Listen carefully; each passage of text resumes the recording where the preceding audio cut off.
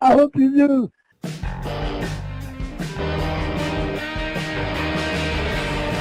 Rob Van Dam! Rob Van Dam! Rob Van Dam!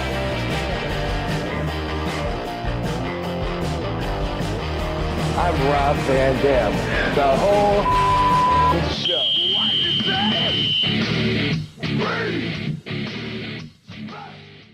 All right, here we are. It's a Thursday, and it's one of a kind with RVD, a special episode. Happy to have with me here, per usual, Mr. Rob Van Dam. Katie Forbes is here as well, and we're happy to welcome Taz, the human suplex machine, and Lovey's here as well. Rob, I'll let you take things. What's the door? This is Lovey. This is Lovey, our little baby. We have two of them. Barbie's a little bit bigger. Sweetest little dogs. Taz, oh man, are you froze? Ooh. No, he's here. Oh, I'm okay. Taz, I picture you being like a big Rottweiler dog kind of guy. Oh, He is froze. He is froze. No. No. Uh-oh.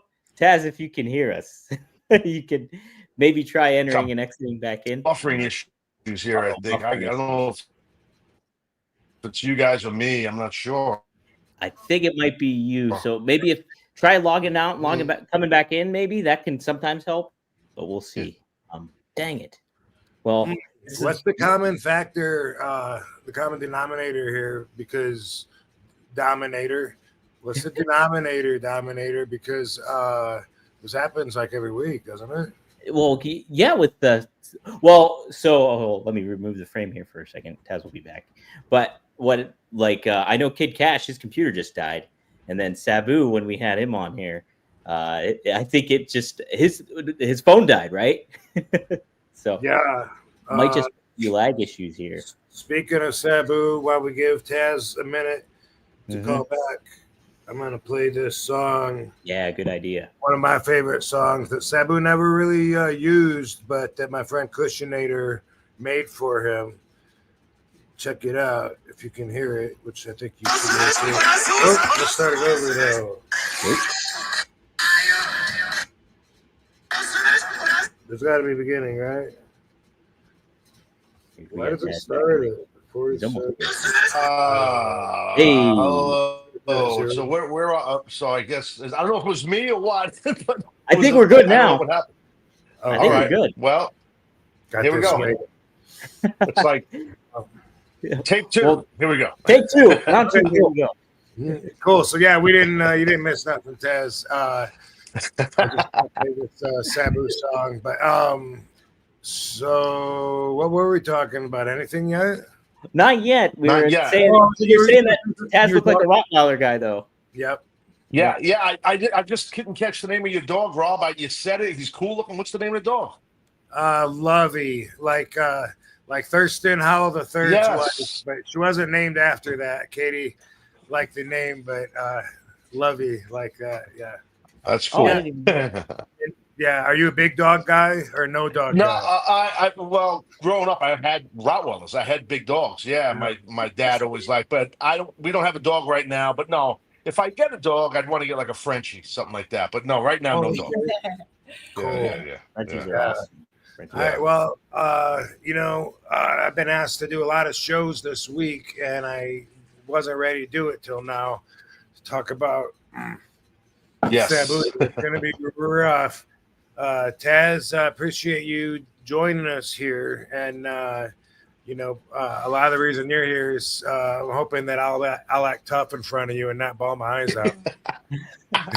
No, it's all right. Hey, man, I did it on worldwide TV yesterday. I didn't, we did a tribute and on camera, and my game plan was to be hard as nails, tough guy, and all this shit, and then I don't know, man. It just happened, and I just got emotional, and I was embarrassed, and everybody's like, "No, it's fine, it's real," but still, I wanted, you want to keep that tough exterior, but I couldn't.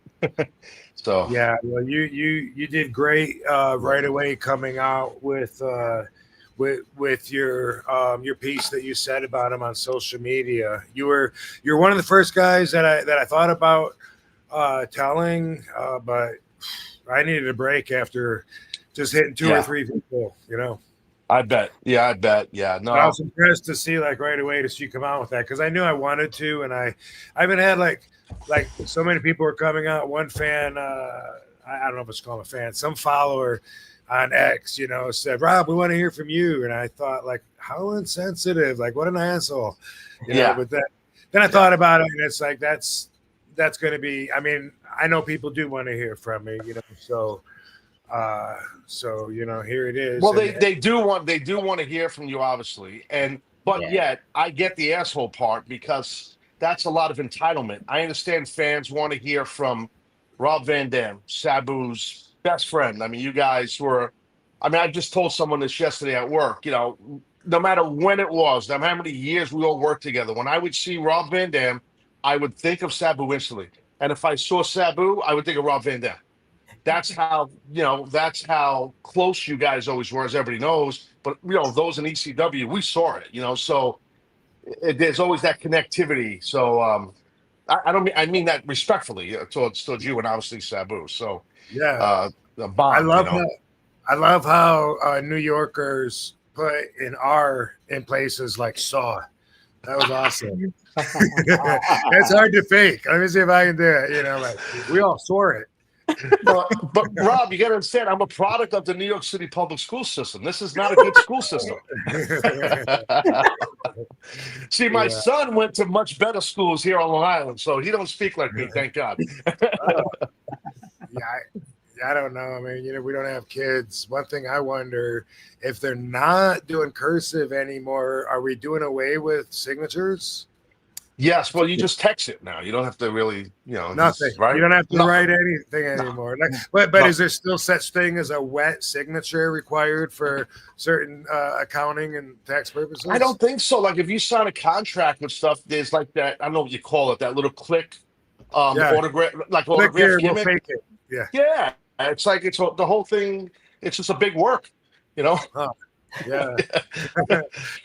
That's amazing. I know you can do the PDF where you sign a document like on the computer. That's what I'm talking about. Yeah, that's it there. Mm-hmm.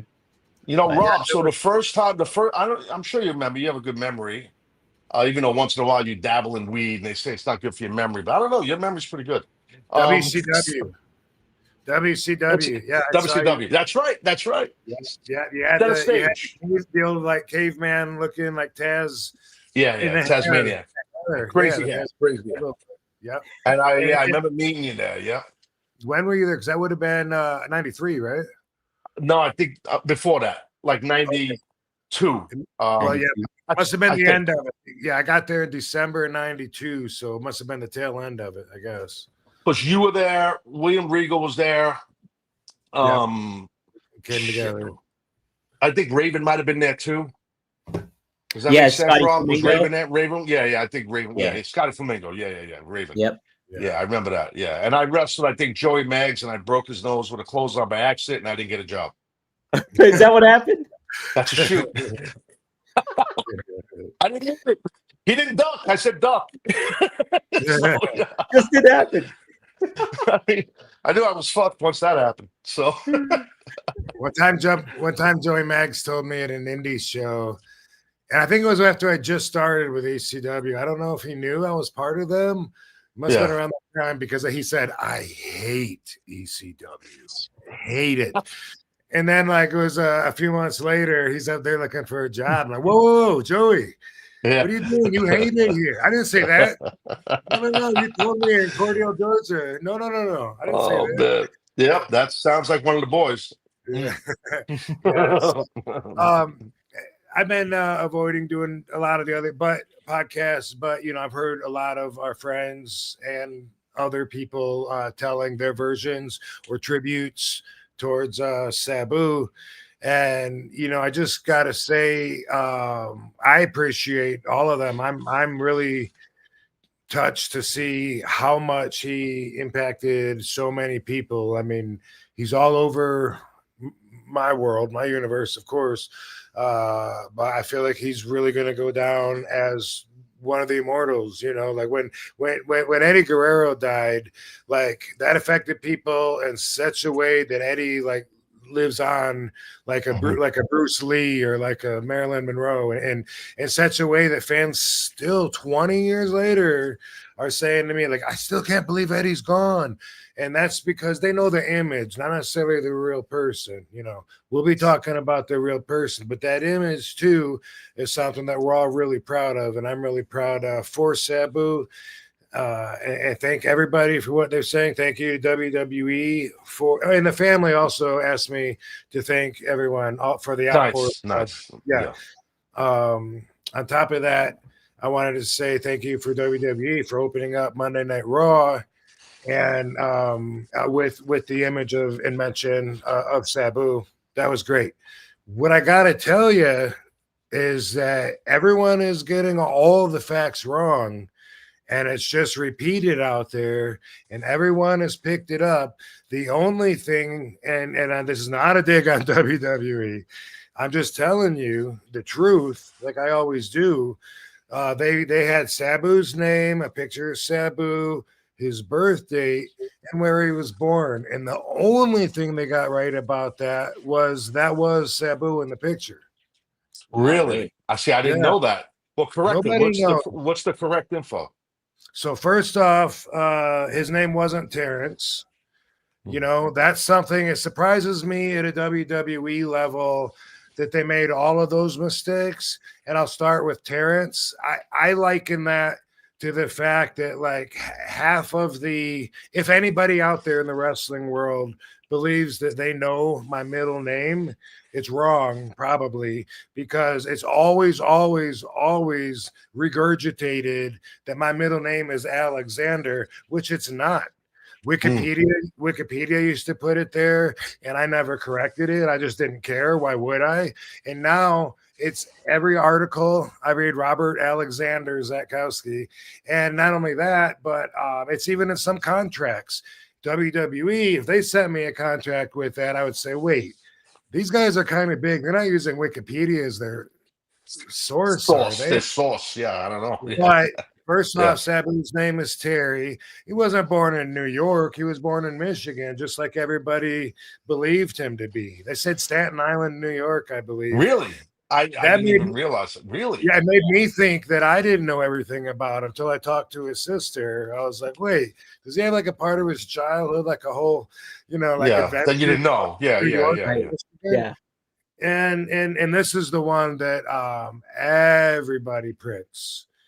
Everybody knows that Sabu died at age 60, right? Yeah.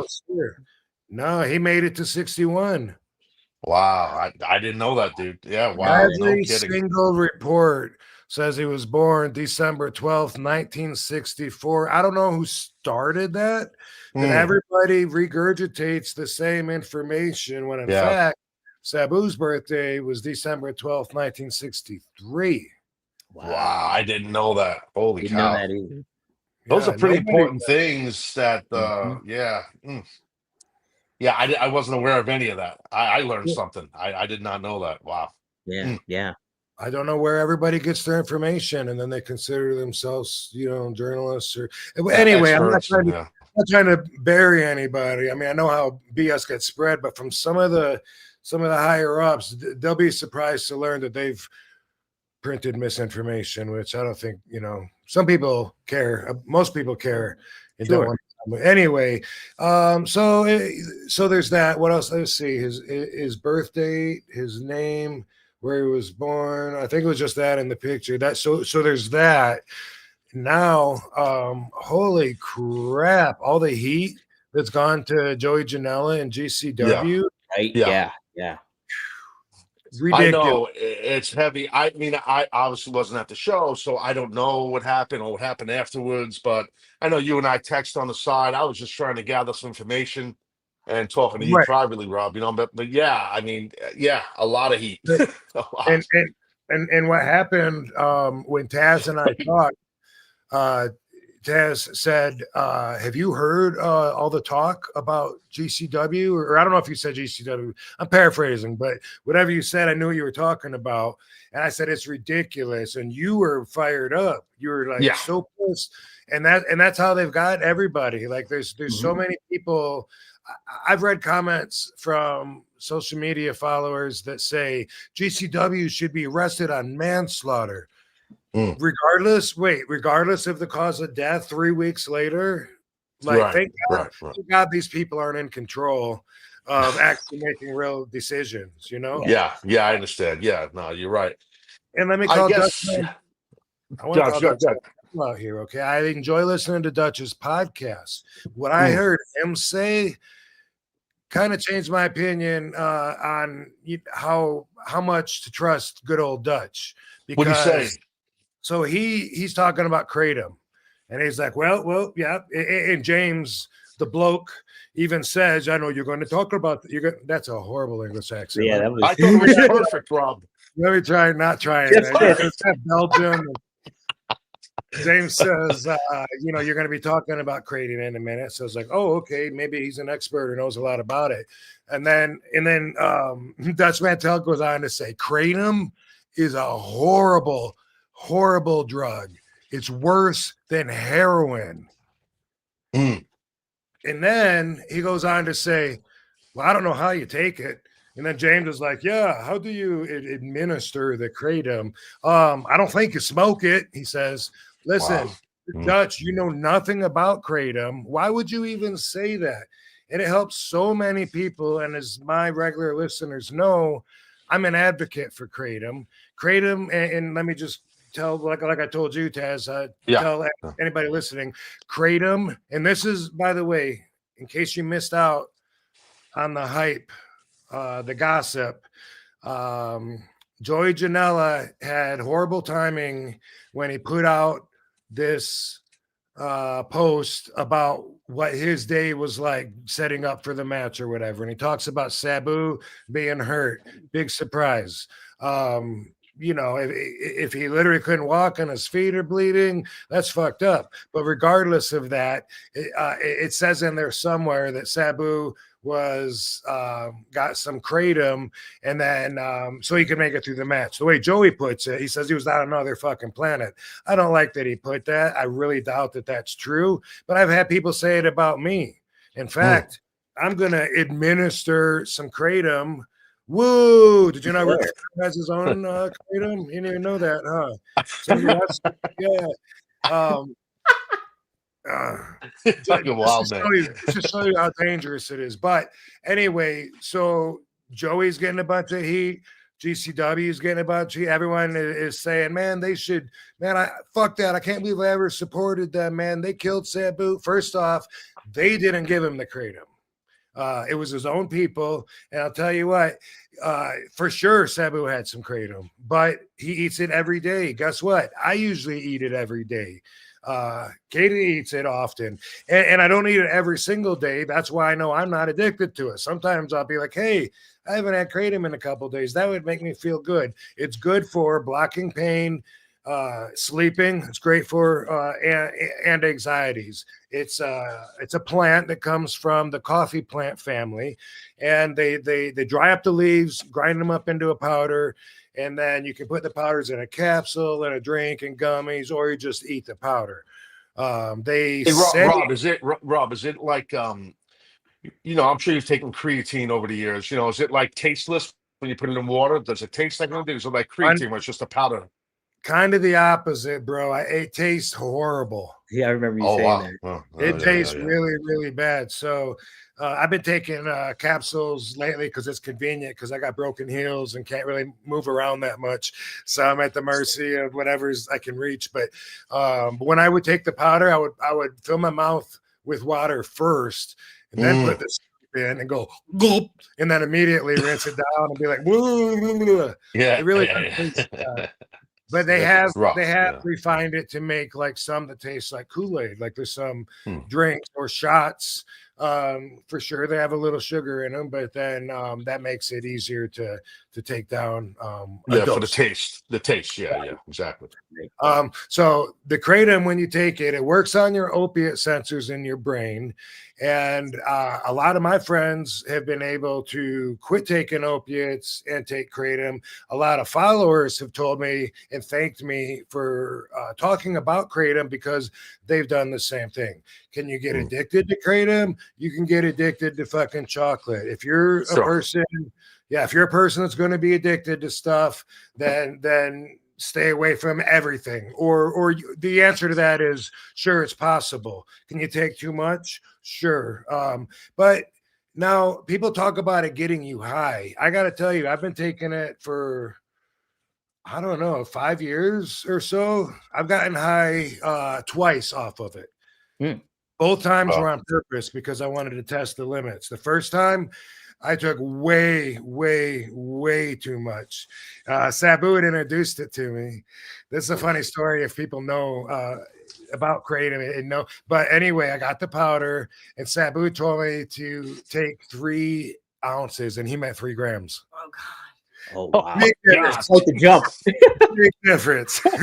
It's a huge difference. Yeah. I ended up filling a coffee cup up, basically. Holy shit! Powder. Oh my God!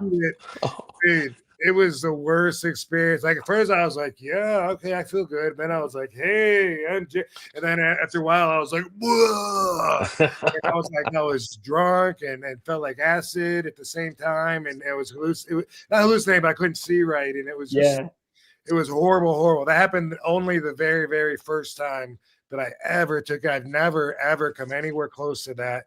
And there was only one other time that I took a mega dose to see where I would start feeling it, because everyone talks about it getting you high. Everyone reacts to drugs differently, all drugs. Sure.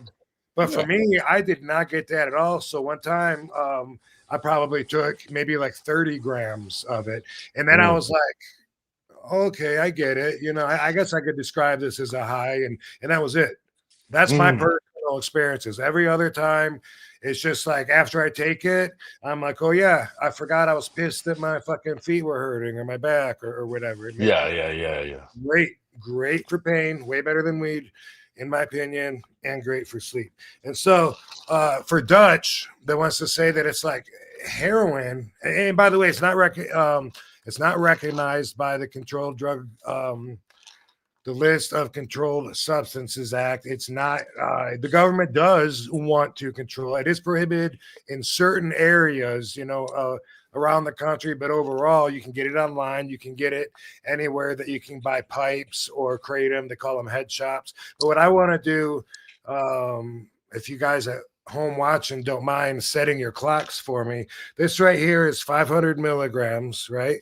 And it says that a serving is 4 capsules. Okay, one to 4 capsules. Okay, so I want you guys to set your clock, and I'm gonna in Dutch. Set your clock, Dutch. set your fucking Flintstones bird with a shadow ass watch. Oh my God. Yeah. It's just Stiff City right there. Stiff City. how many is that? Flintstones Jones. Oh yeah, exactly. Well said, Dom.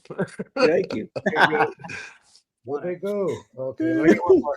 Okay, I don't know how to show you how many I got without it spilling. But I have a handful here of oh god damn it, I'm so close. You got it.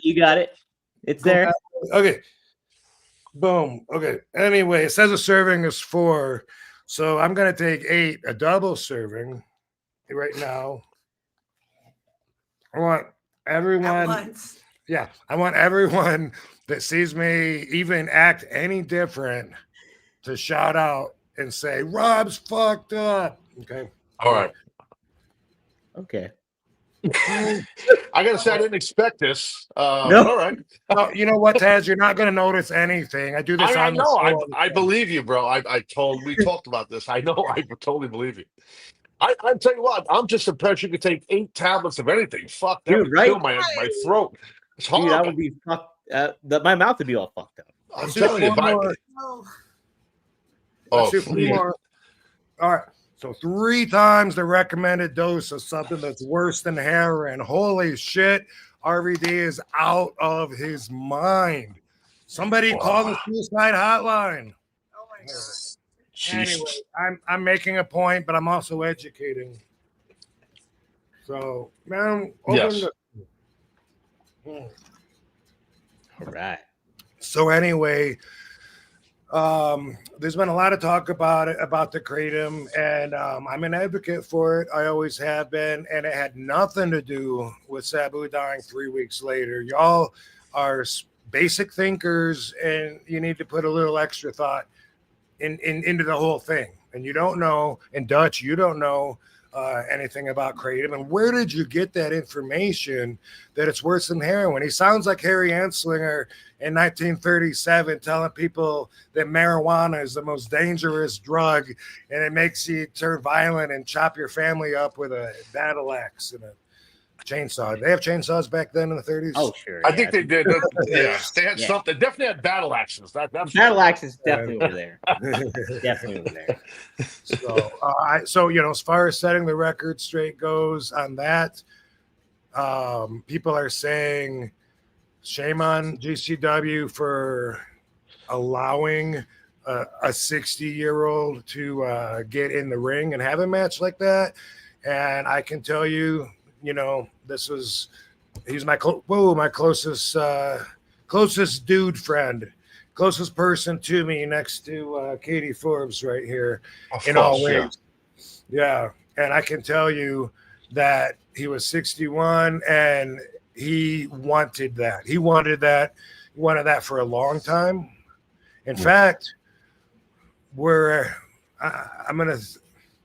Joe Clark, if you're listening, brother, Joe Clark, we've had him on this show before. Joe Clark and I made my documentary on concussions called Headstrong, which is on Amazon. He'd been working with Sabu for a long time, several months on filming a documentary. And I just a few weeks ago, they were over here. Sabu and I were working out in my gym and hanging out in my sauna. Riding bikes. Yeah, that was even a different time. There's been so many days I put in, and I can't wait to see the footage that he has now. And of course, the ending is definitely going to be a little different than they planned on. But he was training.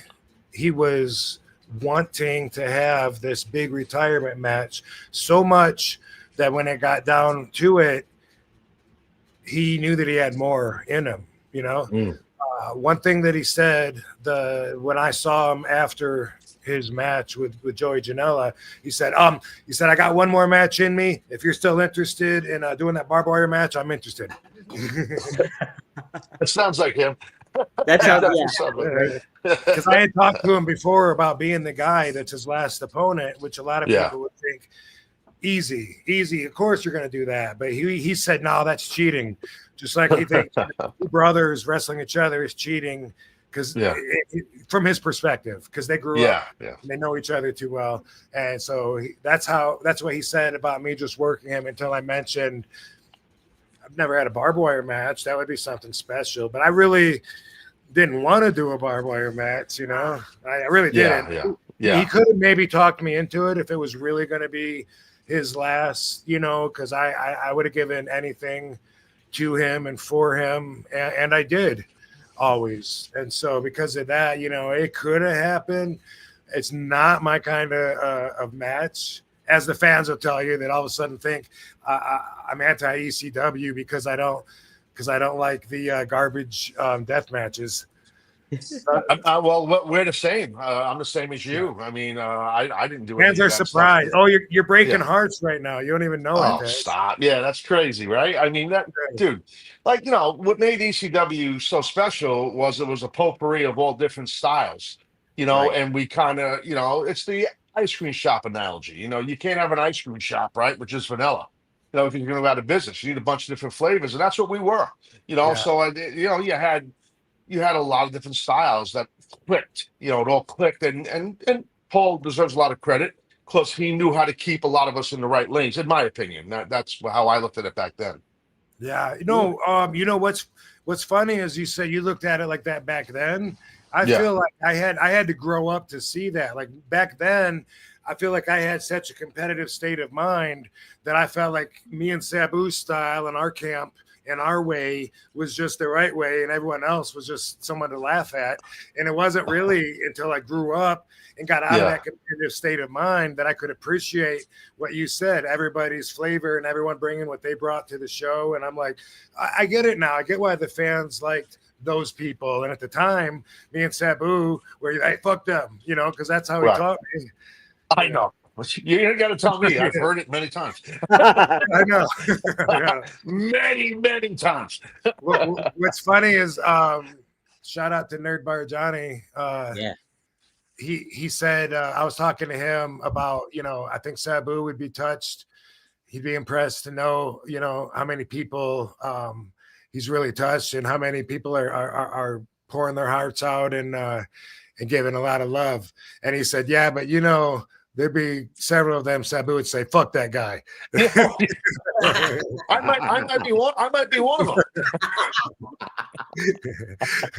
No, you definitely wouldn't be. You wouldn't be, and that's the thing about the relationship that we had back in ECW. Was that Sabu spent like all day either, you know, talking about you, either imitating your voice or your accent or something that you said, but I could tell behind it that he must have had so much respect for you to do that. It wasn't, you know, it was never like, hey, he's a piece of shit. It was more like, this is the way that the Taz is handling being in the position that we're in, you know, and it's more like that. Yeah. I know, and you know, dude, like I think way back, like when I had my podcast and you were on, we talked about this. I don't remember the details, but you know, back then, you know, I handled myself incorrectly in the locker room. I was immature, you know, and I know, but I took myself too serious, and I didn't even think about it, you know. But as I got older, I realized what I did wrong, you know, and that was I think. What's that? That was your flavor that you brought. It was my flavor, yeah. Piss everyone off. But yeah, you know, and then you and Sabu, you guys walk in the locker room and everyone loved you guys. Like everybody loved you. Like no one ever talked shit about you. Everybody loved you, respect you guys. And then I came in, it was like a dark cloud of fucking rain. Oh God, it was fast. Like miserable. Damn. So. That's hilarious. Man, but something I've learned about too, and like my interaction with Sabu and everything, and Rob, I've heard you say it and other people say it too, is like Sabu was somebody that was guarded at first, but he'd open up to you like once he got to know you a little bit better. Did you get that vibe initially, Taz, from him and stuff like that when you first interacted with him? But Sabu, that's kind of no, and I'll tell you why. I know what you mean, Dom, and you're not wrong. But with me, it was different because the first time we met it was a quick meeting. It was on a show in Minneapolis. A bunch of guys were on. Rob, I don't know if you were on that show. No. This is before ECW. I know, like, I believe Jerry Lynn was on it, Sean Waltman, Candido, I think, Sabu, myself. I can't remember who else. I'm drawing a blank right now. But anyway, and then a year or so went by, and then I got a call from Paul Heyman, which I only met Paul once before. I didn't really know Paul. And he said, "Hey, have you ever heard of this guy, Sabu?" And I said, "Yeah, actually, I met him a while back, you know, at a show in Minneapolis." He goes, "Well, I'm bringing him into ECW." And at the time, Todd Gordon owned ECW, and Paul took the book like Eddie Gilbert was having issues, and that's what everyone knows the story. And then Paul said, "I want to bring this guy in, a Sabu guy," and I'm paraphrasing, but I want to push the hell out of him and all this stuff. I'm like, "That's awesome." I go, all I cared about was how many dates I could get because I needed money. I had no money. I'm like, "How many dates can I get?" He goes, "Well, I can only guarantee you one, and you got to put him over." I said, "I don't care about putting him over. That's fine." But you know, he's got this wild style of, I don't care. That's fine. No problem. I just needed the money. I didn't give a shit what style anybody had. I needed to work, you know. So So I go to Philly, blah, blah, blah, and then Sabu comes in, and he was going to work with me. I knew I was going to work with him, but it was about him. It wasn't about me. You know, he was going to get this big push, and he was so pissed about the Hannibal Lecter gimmick. He had to be on the gurney, you know, and he was at Paul. He didn't want to do this. He was going berserk, right? And I hardly knew this guy, but the way he was getting was making me laugh. I didn't want to laugh at him because he had his sense of humor, and like even when he's mad, he's funny. Like it's hard to explain. Rob knows what I mean, and it's like, so I didn't have that, Dom, that type of weird interaction because we had to go over a match. Sure. And when you go over a match, it's a little bit different. I just figured out he's going to beat me in 5 minutes. They're doing packages on him, and he's like, no. He said, dude, I want to see you get a job. He came up with spots to shine me up, and like because of him being so gracious, he let me shine when I was the guy that was supposed to just put him over. But he got me over huge, and the rest is history as far as that goes. So, he was, you could just tell his demeanor in the locker room, even day one. I had my hands up with everybody. I didn't know anyone. I was just like really insane, like crazy guy. And he was the complete opposite. You know what I mean? And we were both brand new in this locker room. And he instantly connected with the boys where here I am. I'm ready to fight everybody, like nuts. Sure. So, Yeah. but we were complete opposites in that regard. But we connected in the ring. And I'm like, I knew right away, man, we have some chemistry, I think. And I was trying to keep up with him, to be honest with you, because his motor was crazy, like it was not easy. And I'm like, God damn, so yeah, I can go on and on about that, but I won't. But anyway, so yeah, no, I didn't have that kind of interaction with him initially because, like I said, we're going over a match, Sure. Right. Different kind of dynamic at that juncture. It was, yeah, it was, yeah. Rob, I guess what I wanted to follow, I watched the Sheik Dark Side of the Ring, and I thought it was amazing. And like, really, I have not watched it yet. I need to watch it, and I'll probably watch it tomorrow. Yes, you'll really like it, Taz. You'll like it a lot. It was really well done. But I guess what I learned. This isn't a spoiler, but it's just a heads up, Taz. You're gonna cry at the end. Oh my God! Yeah. He does a little like almost like foreshadowing, and then and besides that, what's amazing is that the Sheik and him had like basically the same story. Wow, right. That's wild. Same path, same story. It's amazing. Yeah, it is amazing. Yeah. Well, Rob, what I was gonna ask you too was like, I never obviously met the Sheik, and I didn't know anything about him, but like from what I garnered from the documentary a little bit, did you see a lot of personality in Sabu that you saw in the Sheik as well? Like, of course. Yeah, for sure. Yeah, absolutely. Sheik was Sabu's idol, right? And it would take a long time, like you mentioned, for him to show a little hole in his veneer from life, whatever. It was on purpose, though. Totally. Like he was emulating Sheik, and Sheik would always be like snappy and grumpy on the outside, but then he always maintained a sense of humor on the inside. Sabu didn't take himself seriously, but at the same time, he didn't want to be someone that was real easy to know that fans could just come up to and like put their arm around him and say, "Hey, can we get a picture?"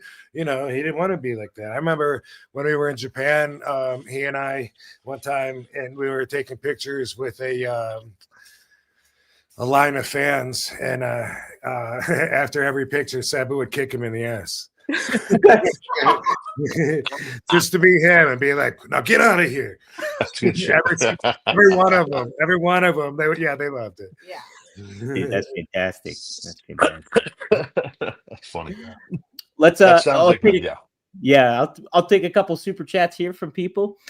Just so you guys know too, if you're in the chats or anything, just keep it to Sabu questions. Well, I'll be happy to acknowledge you if you do give a super chat, but if you ask something that's kind of out of the realm for this week, well, we'll address it at another time. But Seth, get something in before. Oh, we got Seth. Hold on a second, Seth. This is the guy that does the song at the beginning that I know you were dancing to, Taz. I saw. I was. Is it the roster? The roster, yes, the roster gimmick. I love it. I was definitely dancing, bro. Yeah. Yeah, that's this guy we're gonna talk. But I just don't want to forget to say this. And I'm not trying to bury you, Mr. Kenny Casanova, the guy that wrote Sabu's book, people are going to remember Sabu from all these inaccuracies. And those of us that really knew him could find some offense with that. Now, I know that Kenny took time, interviewed Sabu, but he definitely didn't get to know him, didn't get his speech patterns down. I saw a video of him on Hannibal's show. Mm-hmm. First off, oh God, okay, that's second off. Hold on a second. We're gonna get back to. I don't want to forget this. I was talking about all the inaccuracies out there, right? Yeah. There's more, but wait, there's more. So first off, they're talking. This one thing, I think it might have been. I don't know if it was old, because everyone's releasing shit about Sabu now. So I think it was old. I think it was. Anyway, I think it was Jim Cornette's show, and they were talking about Sabu's book. And on the end, he goes through and he buries a bunch of people on the final words. I understand Sabu wanted Kenny to retract that. I don't know at what stage, but I guess he didn't. But it's all like to so and so. Fuck you. I didn't like working with you. You know, it's like, you know, like sometimes some of them I'm like, yeah, I could see Sabu saying that, right? And then on one of them, whoever he's talking about, to so and so, I'll reserve saying fuck you, but I'll put it this way: you, sir, I could do without. Does anybody that knows Sabu think that he talked like that? No, Never, right? never, ever. No, That's no the guy way. that wrote. Yeah. That's the guy that wrote his book. So people are remembering him for that. And that's what he gets left behind. Personally, I tried to read Sabu's book, and you'll like this, Dom, because we talk about this word every week. Right. In the foreword from me, he's got me quoted as saying, we're talking about training, you know, in the ring, and he's got me quoted as saying, we literally beat the shit out of each other until we were dead every single day. Wow. I really, that right then I knew like what the book was going to be about. I knew that I couldn't. I mean, hopefully he caught the pathway that was Sabu's life and the adventures and the choices he made. I really don't know, because I couldn't read it and imagine that Sabu was saying any of it. So, also I saw a video today. It said Sabu caused a death. Same guy, Kenny Casanova. Really? Yeah, and I know Kenny doesn't know that what's his ass Hannibal. He doesn't know Hannibal's gonna. Rob, I saw that. I didn't know who the guy was. I saw the clip you're talking. Sorry to interrupt you, but I saw the clip you're talking about actually today. I knew the Hannibal guy, but I didn't know who the other guy's name was. He's kind of like a bald-headed guy. That's the Casanova guy, I guess. That's what you're talking about. Yeah. And he said the cause of death. Yeah, he said he had a baseball cap on. I remember. Yeah, and so I know, like, when you do these interviews, even my own, I don't know what's going to be cut out and then have a headline on it, you know?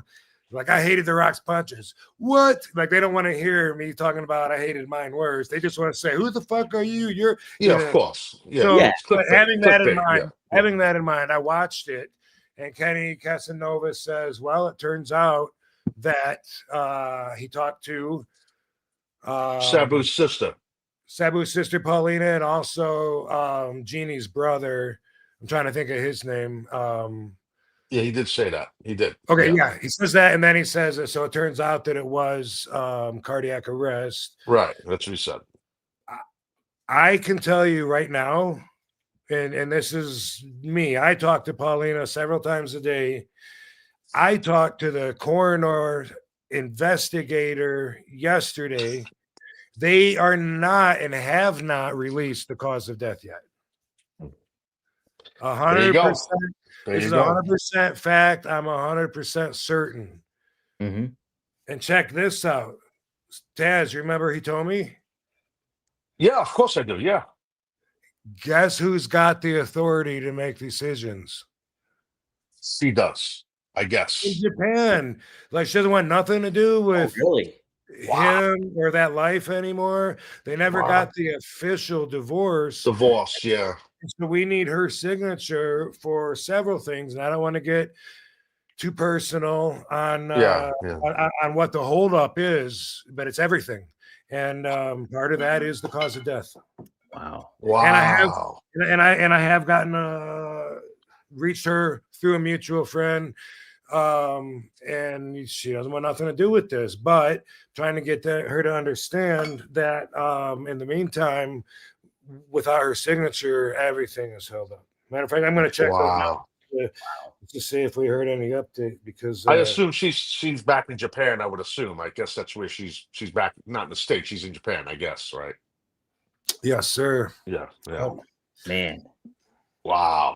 wild stuff. Wild stuff. So, if you want to go back to Seth now, I'm just trying to. Anyone watching this is going to have a complete different story than people watching everyone else's shows, just because there's so much misinformation out there, and people are all spreading it. People wanting to jump to conclusions and making all their own assessments just based on what they see on. And when it comes to creative, like, I get where you want to put your finger on something. You want to have an excuse when you're hurt. When you're hurt, something that you care about and love is ripped out of your life. Like, you want to be able to say, "This is the reason I'm suing that person," or whatever. Yeah. You know, and in reality, though, you know, Sabu lived by his own rules, died by his own rules, and there's not going to be anybody really here to blame. No, that's it too. And like I was at the last match too, and then I saw him the day after, and he was talking about it, like he was just joking around about it, and like, yeah, that spot wasn't supposed to happen, all this shit was out of whack, and all this kind of stuff, and you know, he was Sabu. And when you look back at it, Dom, you can see in the pictures now he was a little bloated. Yeah, a little bit. Yeah. Mm-hmm. Yeah. Wrestlers over the years have, like, when a lot of our friends have dropped dead, I've heard that referred to before. I've heard the talk where they say, you know what, I noticed he was getting that bloat on him that other guys get before they die, and then he died. Looking back, I can see that on Sabu. So he had some signs. He had some signs. It wasn't something like he just one time fucked up and, you know, mixed two wrong things, or somebody gave him. It wasn't like that. He had something going on with him. And I remember him telling me that he had something in his stomach that, you know, they sounded bad. And I was like, dude, you know, you should get that checked out. And he gave the answer that, no, I'd rather not know. I'm scared to find out. So this is worth bringing up on this platform to people that are listening that might share that. I don't think that's a smart way to be. I get it. You know, I get it. I used to be like, the first time when I was super young, like 21, 22, something like that. I remember, and AIDS was really popular, you know, and I got my first AIDS test. I thought the same thing, like, no, I don't want to know, you know. And it's so stupid, because then you go around spreading it and killing more people if you do have it. And I did get tested, and I remember I was so afraid, because all the hype had me believing, like, well, for sure I got it. You know, I've done everything they talk about that you're not supposed to do. In the end, I would recommend, you know, getting yourself checked out anytime you have reason to believe that there's something going on inside you. Your body has a way of telling you and letting you know. And because if you cut it off at the pass, it could, you know, to your point, you're right, Rob, because if you don't bury your head in the sand and you get ahead of it, you might be able to save your own life if you catch whatever it might be early enough. Yeah. Absolutely. Yeah. What's that got to say? Sabu's bald in this match. I just wanted to interrupt for a second. That literally, he's bald in this match. I've never seen him bald. Oh yeah, right. Yeah, it's crazy to see him bald. Yeah, that's yeah. He gave his hair to a girl that was lost her hair from chemotherapy treatments. Oh my God. I did not know that. And you know, Rob, I think that's something cool, and Dom and Katie, to bring up about Sabu, you know, because I don't think enough people realize or talk about how caring, like good-hearted this guy was behind the scenes. Like, he literally would take the shirt off his back to give it to someone. Like, he's, for fans out there watching, you know, or maybe younger wrestlers or wrestlers who didn't know Sabu, like, hypothetically, if there's a bunch of the boys just had a show and they go to a Cracker Barrel, you know, and everybody's hanging out in the same place eating, he'd find a waitress and say, give me the check. I'm paying for everybody. I mean, that was Sabu. He just was a super good-hearted guy. besides being very funny, but he was very giving. I didn't know that about his hair, Rob. I did not know that. No, I didn't either. Yeah, Sabu was the most generous person I'd ever met. He was overly generous and didn't know how to keep his own money. And Yeah. you know, a lot of the word online people are talking about is that he didn't have the life he deserved. I agree with that. He should have been a millionaire several times over. Should be acknowledged in a lot more prestigious way than he ever was. When it comes to his money, unfortunately, you know, he wanted to give it all away. He was always like that. When we were in Memphis, USWA in '91, I remember at a gas station, like we were all chipping in, you know, our money 4 ways to get gas. And he gave $10 to this homeless guy that was begging for money. And we were like, dude, why'd you do that? We were just talking. You were just saying you only have $20. He was like, yeah, but he didn't have anything. Wow. Yeah, that's him. That was That's him. exactly. Yeah. That's how we saw it. Yeah, he gave one of my first shows. I brought my friend Andy, my fake little brother Andy, with me to the show, and afterwards, like he paid for his meal along with everyone else's, and we were like, no, I mean, his mom actually gave him money so he could come with us tonight. You know, that's cool. Yeah. And he was like, no, I got it. And like, why would you don't got to pay for his? I brought him. I feel bad. And he goes, no, he didn't make any money tonight. I did. So he always liked the idea of everyone being together for each other. He liked, if he could have his way back in the ECW days, he would rather that a bunch of wrestlers all stayed in his room than stay in their rooms. He liked to hang out. Besides helping them, he liked being in the business. He loved the business. The camaraderie, the brotherhood. Loved it. Yeah. Absolutely. No, that's what was the neat thing about him. You could tell, like, and you see the reception back online and everything like that, and how many people said how kind he was and generous he was. Rob, I saw you like something on Instagram or something too. Where did he help two fans get into pay for their tickets or something like that? Or I saw that story. I didn't know that story. Okay. But It always sounds like him, that's it does. And you know, I used to, of course, I tried to help him. You know what I mean? Sure. And of course, you know, I've reached in and had to, and he's cost me, of course, a lot of times. I mean, if you, here's to if you never seen Sabu mad, or you've never thought Sabu was going to die, then you really didn't know him.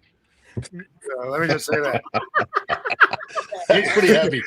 He may be gone now, but the way I see it, Grim Reaper versus Sabu was really like 3,499 for Sabu against one time for Grim Reaper. So if you look at the big picture, I really think Sabu kicked his ass. There's been so many times, and even on the documentary, boom, he gets shot in the fucking mouth. Could have died there. Got that bacteria in his leg. Could have died there. Yeah.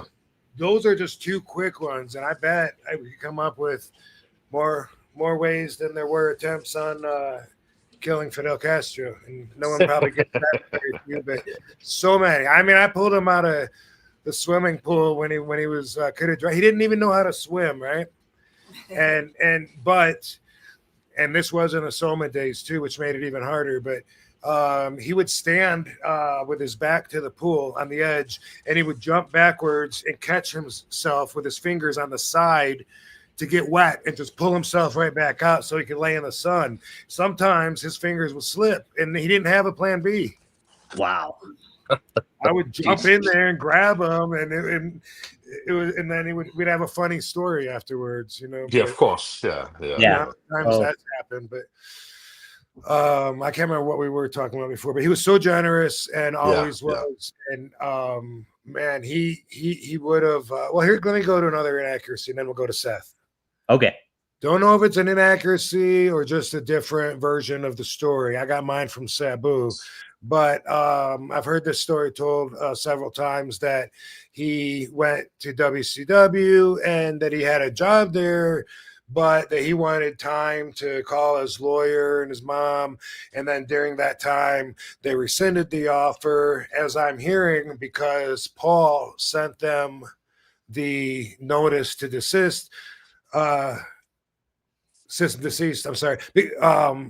She whatever, did, yeah. yeah, because they were Cease and having. desist, yeah. Thank you. Yeah, they were having this issue back then. I don't know if that's true or not, but what I do know is the way that Sabu has always told me the story and told anyone else that I've heard was that while he was there, Kevin Sullivan. Well, first off, just being Sabu the way he is, he had the tryout match. Mhm. Right. Sabu was, or Kevin Sullivan was telling him, like, what do you want me to tell him you want for this? And Sabu, he's always, you don't got to pay me nothing. Just give me one time to show what I got, and then I will talk money after that. He always thought that way, and I couldn't shake him from that way of thinking. Yeah. And I got taken advantage of so many times. But anyway, this was one of those where, they were like, they would have given him whatever, let's just say they would have given him $4,000. He took 200. Those aren't the exact numbers, but it was something to where he was like, I don't care. I don't care what the first time's free. You don't have to pay me. And we got to pay you. Did the match.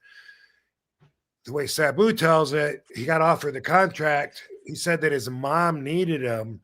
And he said he dropped everything and went home and went to Michigan without even telling anybody. And he said that's why he lost that contract. Now they could both be true and chronologically have happened in the order it would take for that to fall out. I don't know, but I just know Sabu's told me that several times. Like his mom, he called home to his mom, and I don't know what the deal was, but he felt like, oh my God, my mom needs me. Dropped everything, went to the airport, and that is Sabu. Yeah, that's definitely I know he was very close with his mom, so that seems on brand. That seems accurate. Yeah. Absolutely. Yeah. So Rob, this was when like in 2000 when he was going to go to WCW, or I think it was like later on. So. I guess so. Yeah. Okay. It was probably 2000 because I'm trying to remember. I'm trying to remember the timeline of it. Yeah. When I left, that was January 2000. Right. You showed up at Royal Rumble. Yeah. Sabu, was he already in doing the WCW thing? I can't remember now. To tell you the truth, I don't remember. Yeah. So okay, well, yeah, it's because there was a lot of talk about that online, and a lot of that. And Paul was doing that. Sabu was both banned from ECW or suspended, however you want to look at it, and at the same time couldn't work for anybody else. Paul was sending them these legal notices that he had Sabu obligated under contract, and it was a really ugly time period. And I can't say that I knew all the details. I hated it. I wanted Paul to stop doing it. It wasn't my position, obviously. And I missed him being there, of course. You know what I mean? Yeah. I got a lot of me time as far as ascending the ladder to success there while he was gone. But I would have much rather have had him there, and I hated what was happening to him. Like I felt like Paul was trying to starve him out, but I think that Paul would have rather had the outcome, not Sabu starve and die, but Sabu give in to whatever Paul wanted, which I don't know what that was. Yeah, sure, yeah. Before I get to Seth real quick, because I had to scroll way up for this one, but this is a good question from Maddie here. For both you guys, what is some advice Sabu gives that sticks with you? R.I.P. Is there any advice, Taz, that Sabu really, or maybe something that he just led by example in certain ways that you kind of learned from or garnered from? Yeah, I would say more of like his as far as a competitor in the ring. He was, like I stated earlier, kind of his motor, his work ethic, his when you had to wrestle Rob or Sabu, they, even though a lot of people think they had the same style, in my opinion, wrestling both those guys a lot, they were a little bit different style. Where Rob, you were, and this is not an insult on Sabu, it's just Sabu wanted to come off reckless, but he was always in control. Yeah, it was a work, and it took me a while to learn that, to be honest. Where Rob was more structured.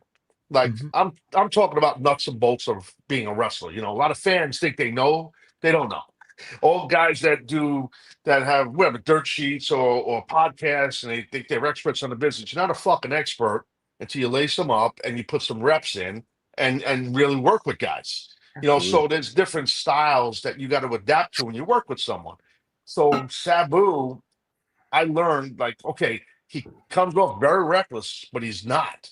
And it took me a little while to get used to working with him like that, but I loved it. It was fun. You know what I mean? It was different. Yeah.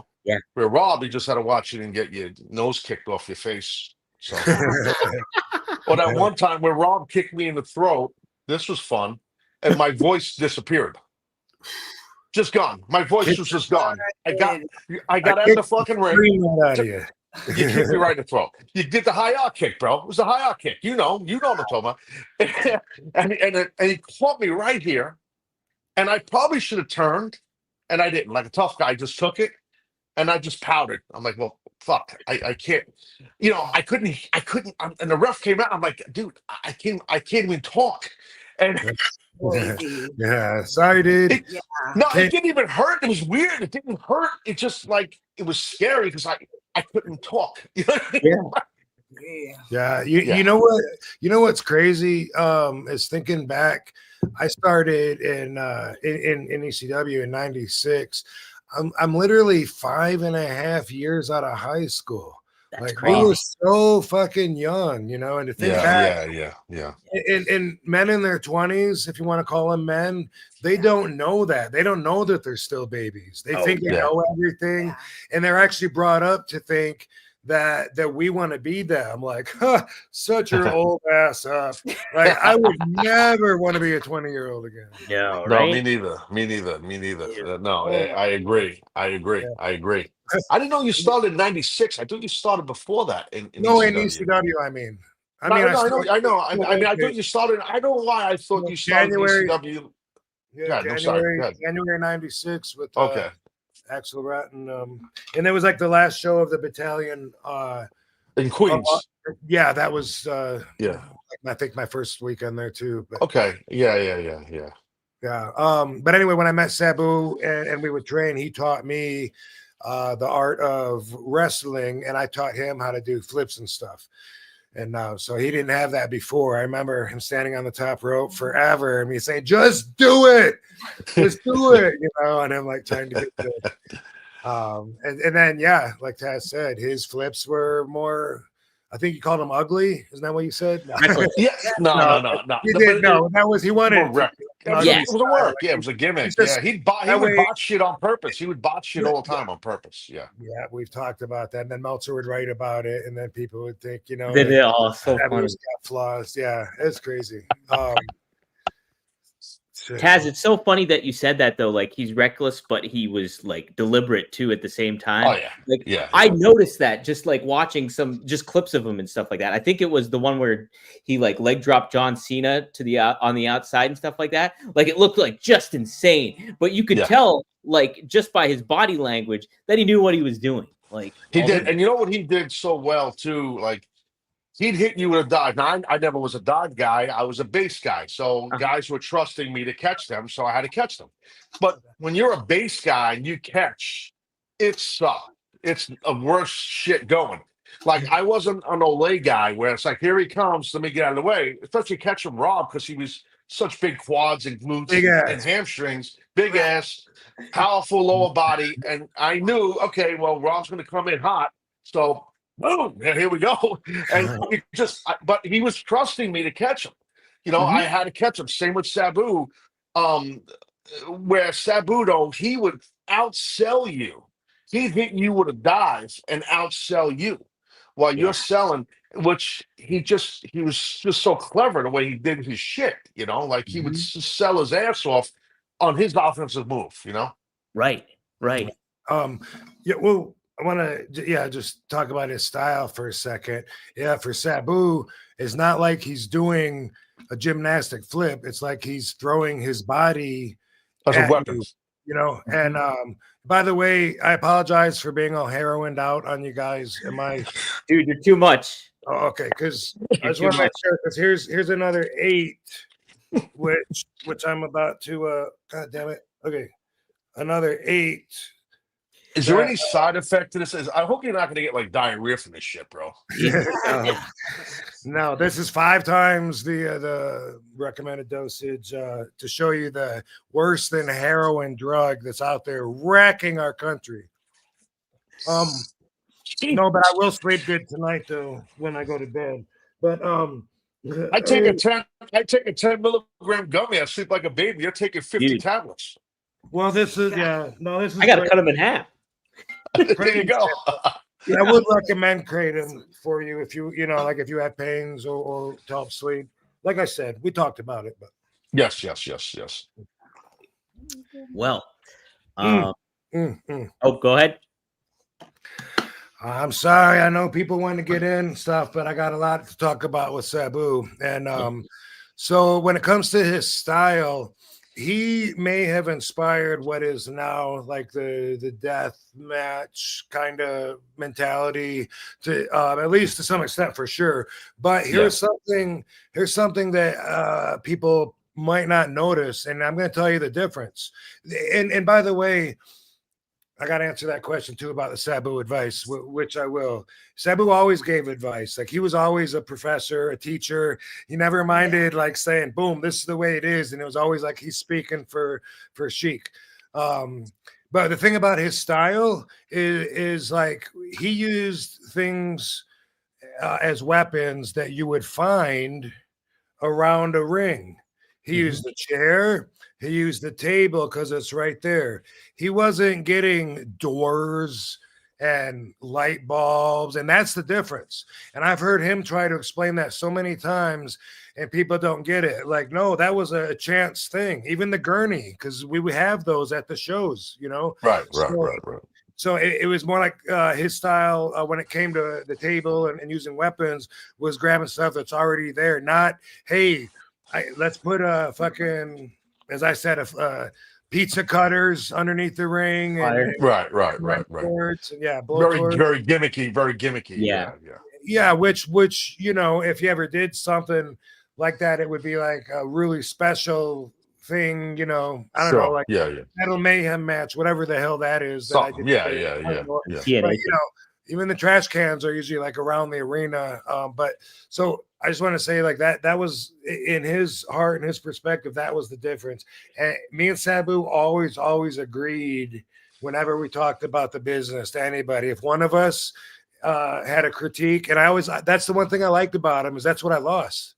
There'll never be anybody in the business like that's on the same page as me so much that if we're talking to a young wrestler and we say, well, that was good, except for, when you went outside and then you did this and this, like we both know that it's fact for both of us, so. So I miss that. Hey, Rob, I have a question actually. I never asked you this. So when you were training with Sheik and Sabu, so the dojo where he was training was in Lansing. Where was that?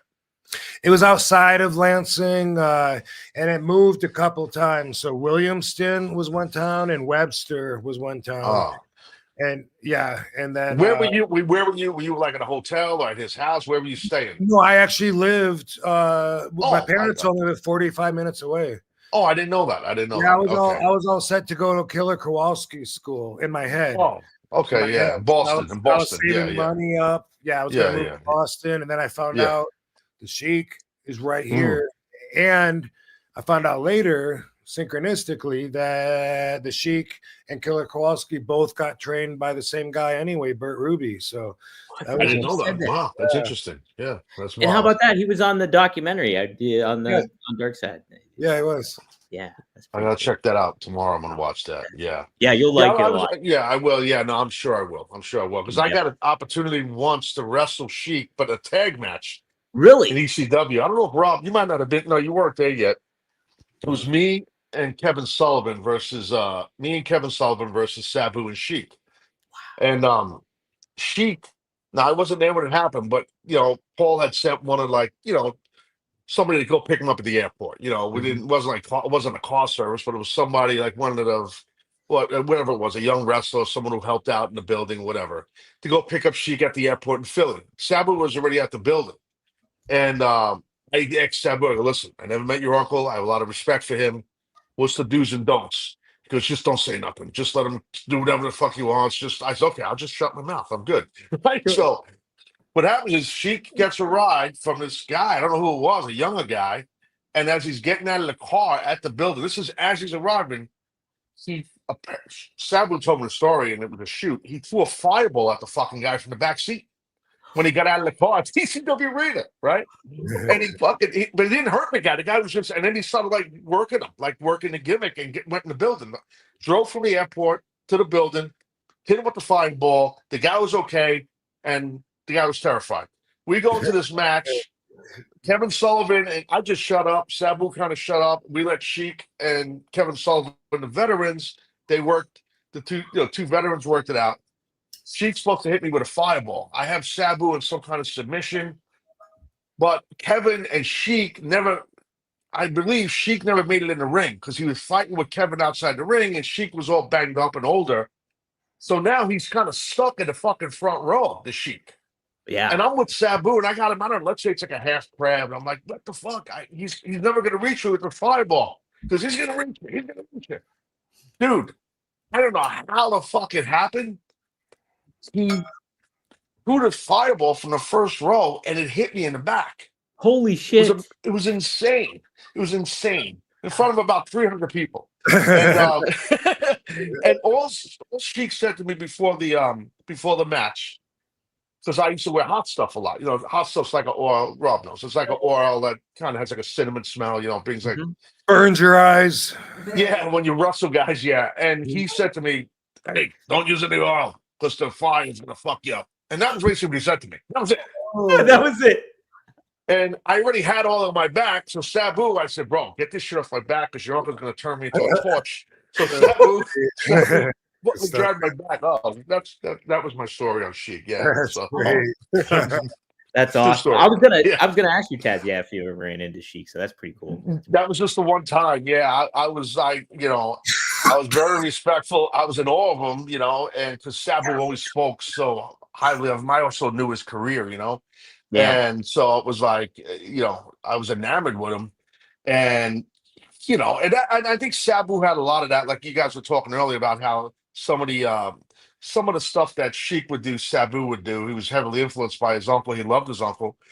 And many times Sabu would go to the hotel in his gear after a show. And Rob, you know that. He would go to the fucking hotel just as Sabu, which I loved. I loved it. Like, just live the fucking gimmick. I thought it was great. And by the way, little insight, that headrest, when he would wear that sometimes, that would be a sheet from the hotel. No shit, really? Originally, it always was. Then eventually, he got some that are a little nicer. But yeah, like back in the Memphis days or whatever, we'd be leaving the hotel on the way to the arena. Oh shit, I forgot to get a sheet. Go in there and yeah. Did you guys stay in Memphis? Did you guys stay at the Admiral Benbow? We sure did. Yeah, me too, brother. That was a shithole. Was it? Yeah. Oh, it's horrible, bro. Tojo, do you remember Tojo Yamamoto? Yeah, of course I do. Yeah, yep. Tojo, Absolutely. So Sabu called it. We all laughed because somebody was trying to tell us that that's where to stay. Who was it? Bro. Black wrestler. What black wrestler was there at that time? But anyway, maybe Brickhouse Brown. Was it Brickhouse? Oh, maybe it was him. Yeah, thank you. Yeah. So he was saying, the Admiral Benbow, and Sabu was like Apple Bimbo. It was like, yeah, Admiral Bimbo, Apple Bimbo, and so we always call it the Apple Bimbo. We were laughing at it after we stayed there in the dressing room. Like we stayed last night. Sabu said we stayed last night at the Apple Bimbo. And Tojo Yamamoto said, "Oh, they have rats there," and we didn't know what rats were. What a rat was, yeah. Oh God! Yeah. And Sabu said, "What?" He goes, "George slept on the floor." We thought it was so funny that Judge Dredd slept on the floor when they had rats. But like Dom, what Rob just said, like they didn't know what rats were because like years ago when you broke into business, the way your trainers would train you, my trainer was the same way. They wouldn't tell you everything. They wouldn't smarten you up. You had to learn shit on the road, and that happened to me. I learned the hard way what the term take a powder.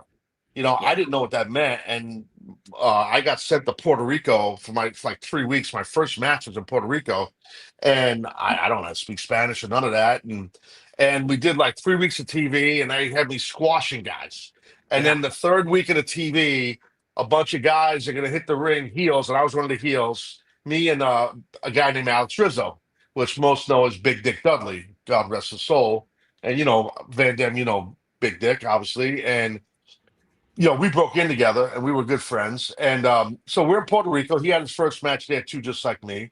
It's the third week of the show. We shot them all in one night, obviously.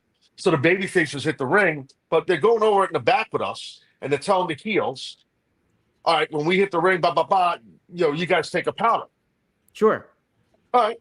So all the other veteran heels leave the room. Me and Alex, Big Dick, he's like, bro, what the fuck? I don't know what that means.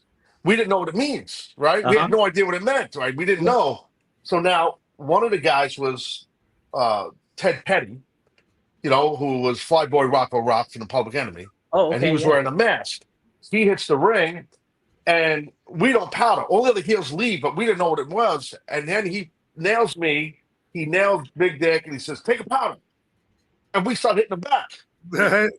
And he goes, and he hits us harder. Boom. He had a boxing background, right? Yeah, fuck. I hit him. Big Dick hits him. He goes, take a fucking powder. We thought it meant hit each other harder. And then he hit me with a haymaker, bro, right on my cheek. Oh, so this bitch. And I'm like, I'm out. I'm going to leave the ring now. And then he hit Big Dick right in the throat like Van Dam kicked me in the throat years later. And Big Dick powdered. And then we got yelled at in the locker room. But see, my point in long-winded form is we were never taught what that meant. So I could see why, Rob, you're saying, well, we didn't know what rats were. Because like your trainers, they wanted you to learn on your own, and they protected the business. That's how it was back then. Also around this exact time, like it could have been the very next day, or it could have even been this day. Anyway, we're in Memphis at the TV studio on Saturday morning, right? Yep.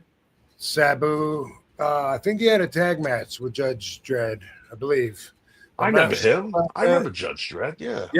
Yeah, man. You know what's weird? I just got his number, like, right WrestleCon weekend. And no shit, yeah.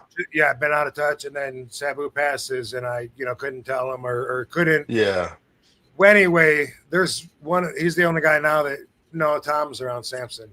Anyway, Judge was with us on our Memphis run, and I remember at the TV studio, Sabu's on the top rope, and he jumped off, and he jumped up high, and it looked like he almost hit the light. He came down. I don't even know what move he did, but after he came down, he looked up.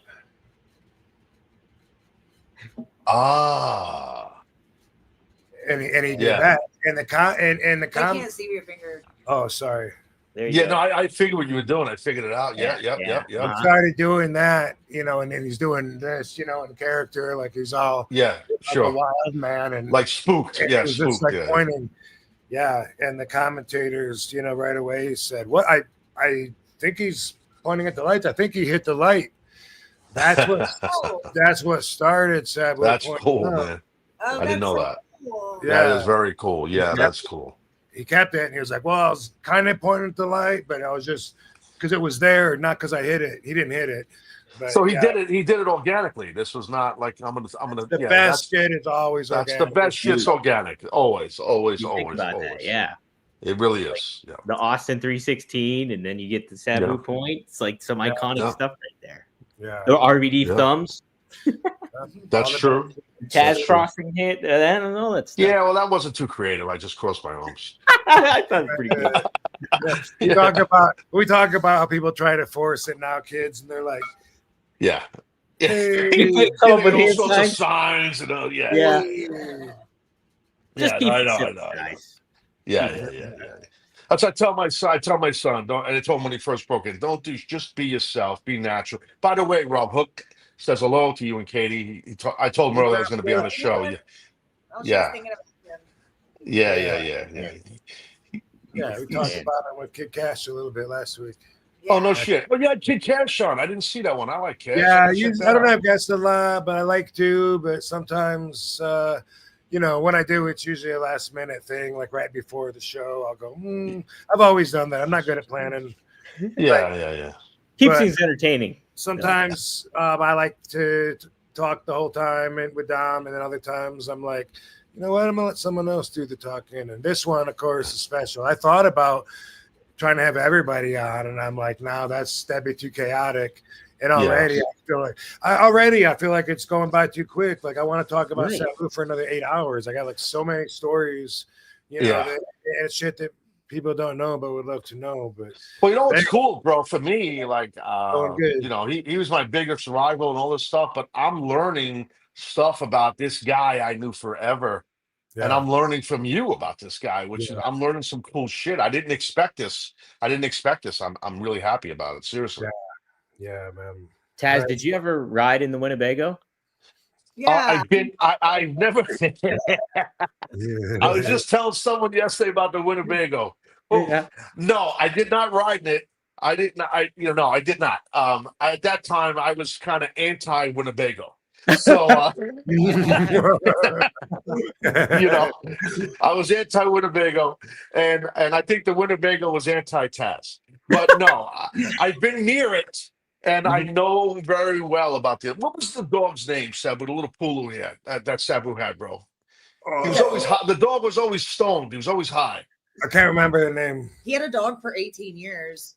18 That years? Yeah. had to be the dog. It was a little like a poodle, I think. Yeah, but he told me all the time out Okay. there. Yeah. And that dog was high, man. Yeah, the dog was high. The high dog. The dog was so long. I was like, I'm so impressed Sabu kept something alive that long. I remember the little dog. Yeah. And hey, Rob, you know about those cowboy boots? 'Cause I didn't remember this. Jeff Jones reminded me. I sold him a pair of cowboy boots. Did you know that? Yeah, no, I didn't know that you sold them, And but I know about them as far as him having them. I didn't know they came from you, but people comment on that when they see that picture of all of us at the Funk's Ranch. in Amarillo. Yeah. Yeah. Bro, I Yeah, sold them to him. They were like blue, like either like Python or something. They didn't fit me good. And I remember talking to him, and then I gave him, and it had my name like engraved in the leather. It said TAZ. Oh. He was hot as fuck about that. I'm like, That's my boots. What are you Yeah. Yeah. One time somebody was talking about his fashion choices, and he said, it was him saying, "Oh, I know." He said he was walking at the airport, and he said he passed his reflection. And he said he looked at his reflection, and he had the cowboy boots and the shorts and the ECW sweat jacket and the ball cap. He was like, wow. Baseball cap backwards, always backwards. Yeah. He popped himself. Yeah. That's great. Yeah, man. Yeah, I'm trying to think. Like there were so many times, and we're not even talking about when you wrestle Sabu. Right. Like some of the shit he would say in the ring, like during a match, or like if he's selling and something hurts, or you maybe potatoed him, which I might have done once or twice, but I promise you he got me back. But I knocked him out. I fucking broke his jaw. I fucking so many times. Funny though, bro. He would sell. Oh man. Oh, I remember in Trenton in Trenton we had a tag match with Dreamer and Sandman, and he shit his pants during the match. Yeah, that's stuff. I didn't remember that. Yeah, we were all like trying to avoid it. I mean, he's my partner, but yeah.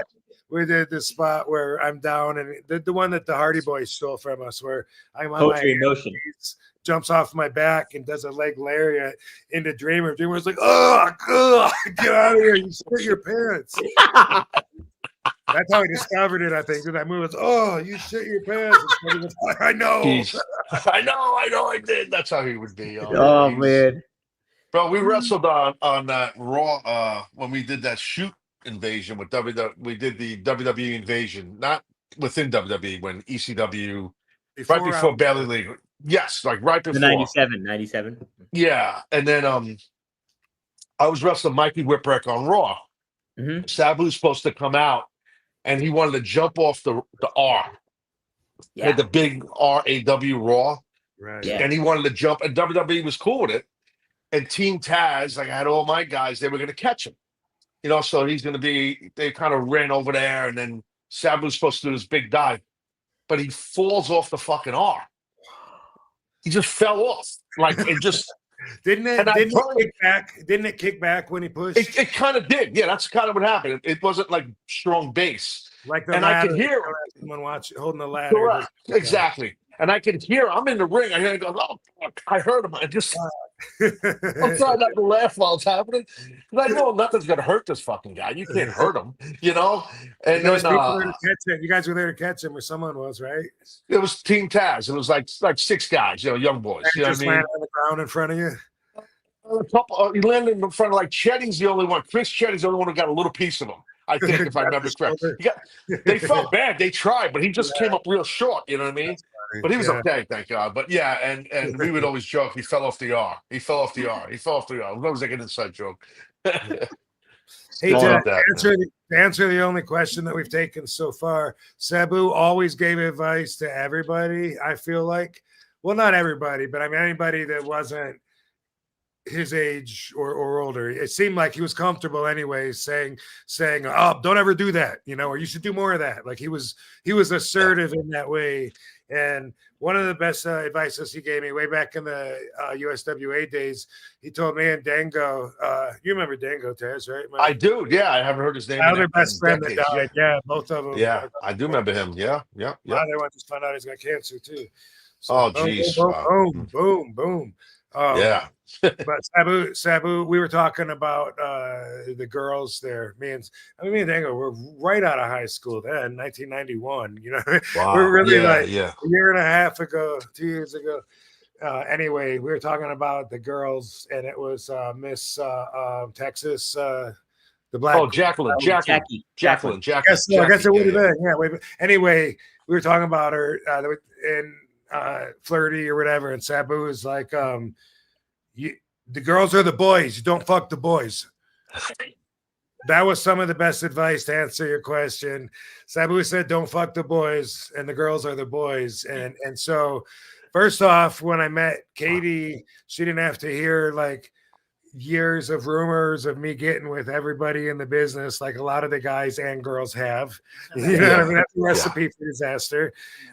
Because I was faithful even to the wrong person, because I believe that was a good moral. And anyway, and I didn't try to fuck the other boys. And then, but also above that, even it was, like you were saying, Dom, with his actions, way that he told me, really rubbed off on me. Actually, him getting married made me want to get married too. I remember the whole thing, because I knew that he loved the business more than anything. But when his wife, and this was his Japanese wife, he told me when she would be in the arena, man, he would not only break kayfabe and bring her in the dressing room, but he would like get a chair when there's not even enough chair for all the boys, and he would pull a chair out for the wife to sit. If anyone else did that, they would and should probably get smacked across the face, kicked out of the dressing room. That's so anti our omerta, our rules. It's so against that.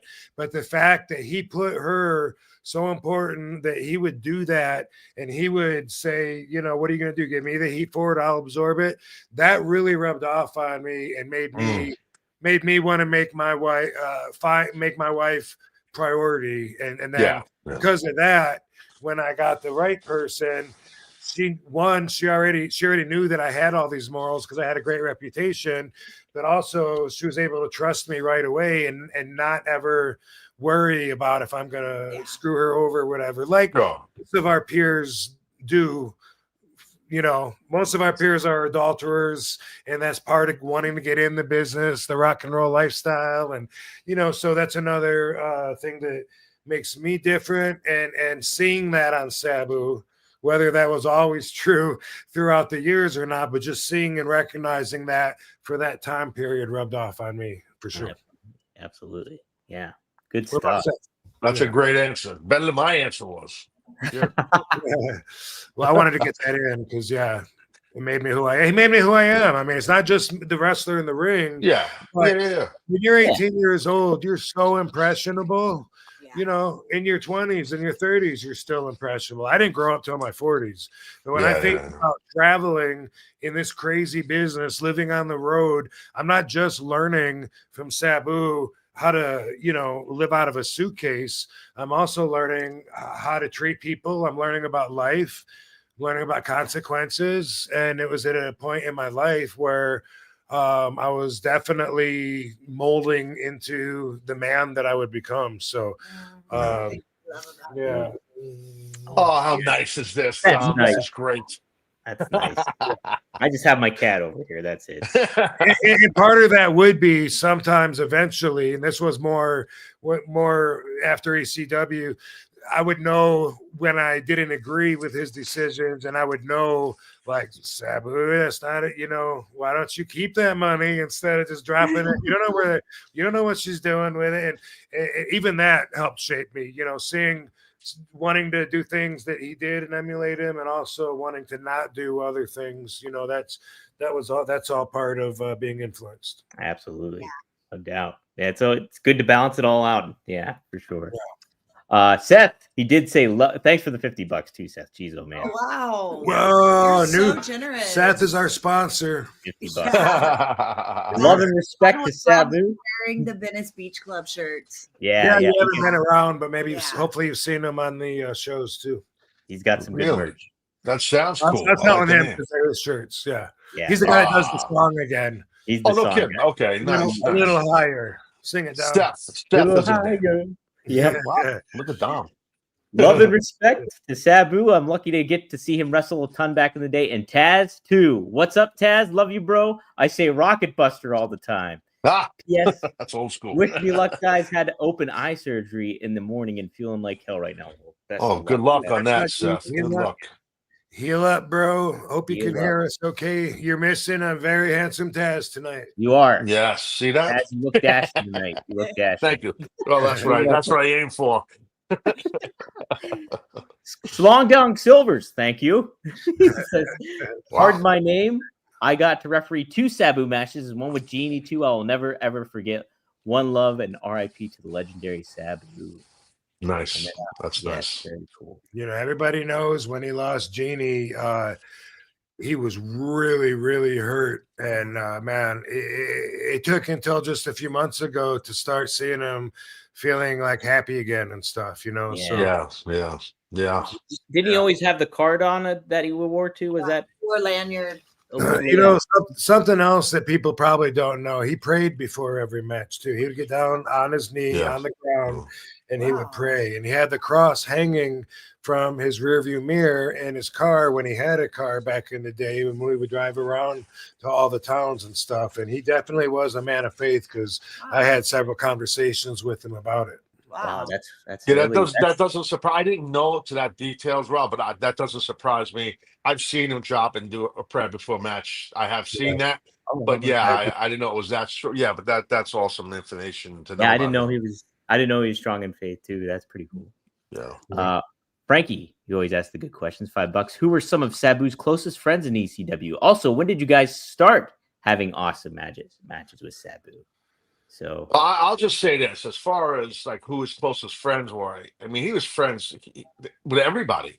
I mean, obviously Rob was his closest friend. I mean, we all kind of knew that off the jump, you know. But I can't name one guy in that locker room that did not like him. Like, and that's not bullshit. That's a shoot. Now, Rob, maybe you would know more than me if people thought I hated him. You know, people thought I didn't like him. Now, there was a time where I didn't like him, yes. And there was a time where he didn't like me. But that's part of being competitive. And like I said, I was a little bit immature and a little bit thick-headed and whatnot. But I always respected him. And you know, but everyone loved him, man. All the boys in that locker room and our crew, I thought really, I mean, Rob, maybe you know more than me. That's what it seemed like to me. I don't think there was anybody that he didn't really appreciate, you know. Like, he loved the business. He loved how everyone was a character, and he got along with everybody. When I think of our clique, the guys that ran in the traveled in his Winnebago, for instance. That was well, the referee. Pee Wee, right? Yeah, I heard somebody call him Pee Wee Anderson. Oh, that was Stevie Richards, but it wasn't Pee Wee Anderson. It was John It's Pee Wee more, Moore. Pee Wee Moore. Yeah, yeah, Give yep, it- yep. give it Pee Wee. But anyway, he was Sabu's young boy, so he would travel with us and friend, but you know, it was all business. And Sabu used to boss him around to try to teach him. Louis Spicoli, Bobby Yeah, Duncan Jr., Bobby Duncan, Fonzie, of course, Fonzie, yeah. Bobby Duncan Jr. And that was maybe, I don't think I'm leaving anybody out. That was about, you know, like the real tight, like first circle, I think. But then friends, but then like outside of that, like when it came to the nighttime partying or whatever, you know, like there'd be the smoking clique, you know, let's go get high. And we'd have Spike and Little Guido and Tracy Smothers and some other characters in that. But Sabu also liked to, back in the day, do some other stuff. So he'd be hanging out with some other guys that I didn't really know that much. Big Dick, New Jack, some of those guys, and Todd Gordon, and and that's a lot of the bonding that we did back then was over stuff like that. So he would, and then, you know, outside of that, like Dreamer just floated in between everybody. Everyone loved Dreamer. Everyone loved Sabu, and I think Sabu loved everyone too. I don't know. I can't think of anyone that he really was, you know, like I hate that motherfucker, like. No, I mean, even if I said something, you know, like, oh my God, I didn't know and so he's all right. Sure? You sure not me? You sure about that? I'm sure, yeah. I don't remember him ever actually even like boiling hot. I only remember him laughing, you know, and it'd be stuff, you know, that was just, you know, like he taught us, he was teaching us too, you know, but to be like say to be humble. And he just thought there was one time where he said that you and him were riding in a car together and you were going somewhere. And according to him, you said to him, can you imagine if the people in that car next to us, you know, knew who was in this car? And like, that just became like a big joke. It's stupid. You know, it's just something that you said. Back then, I definitely probably said that. Yeah. But it was just something we would laugh at and do it in our best, you know, Taz accent, you know, and think, you know, like like the people in the car watch ECW, you know, or whatever. We'd get whatever mileage we could with it, but I don't remember. I don't really remember him ever being like, you know, like. Man, he probably was when you were working together. I don't know. I really don't know. Yeah, well, you know, when we had the shoot of it is when we had like our tension. It was before you came in, Robert. We were tagging. I was doing a Tasmaniac gimmick, and he was, you know, doing his gimmick. And we got the tag belts and all this stuff. We were getting pushed. You know, Paul was pushing the shit out of us, and we just had tension. You know, like a lot of tag teams do. Mm-hmm. And it just was, and it wasn't like, no, let him do the job. I don't want to do the job. It wasn't nothing like that. I mean, because we were getting pushed. It was just more egos. We both, you know, to be successful in this business, you got to have some sort of an ego, and all pro wrestlers do. Well, I think all entertainers do. You have to, and for sure. you know what I mean. Like, so we just, when we were tagging, that's when we were kind of like, ugh, you know what I mean. And then we kind of carried it on after that and kind of worked a lot of the boys, because I kind of followed Sabu's lead on that, because again, getting a lot of that stuff, I think, from the Sheik, where you work the boys sometimes, which is not a negative, it's actually a positive. So is the stuff in really bad. And this is just kayfabe stuff. This is just wrestling stuff, you know. And so we kind of, once we weren't teaming anymore, and then I lost that gimmick and became Taz, you know, we kind of liked that everybody thought we were just at odds all the time. But I don't think we were. In my mind, we weren't. We respected each other, you know? Absolutely. Absolutely.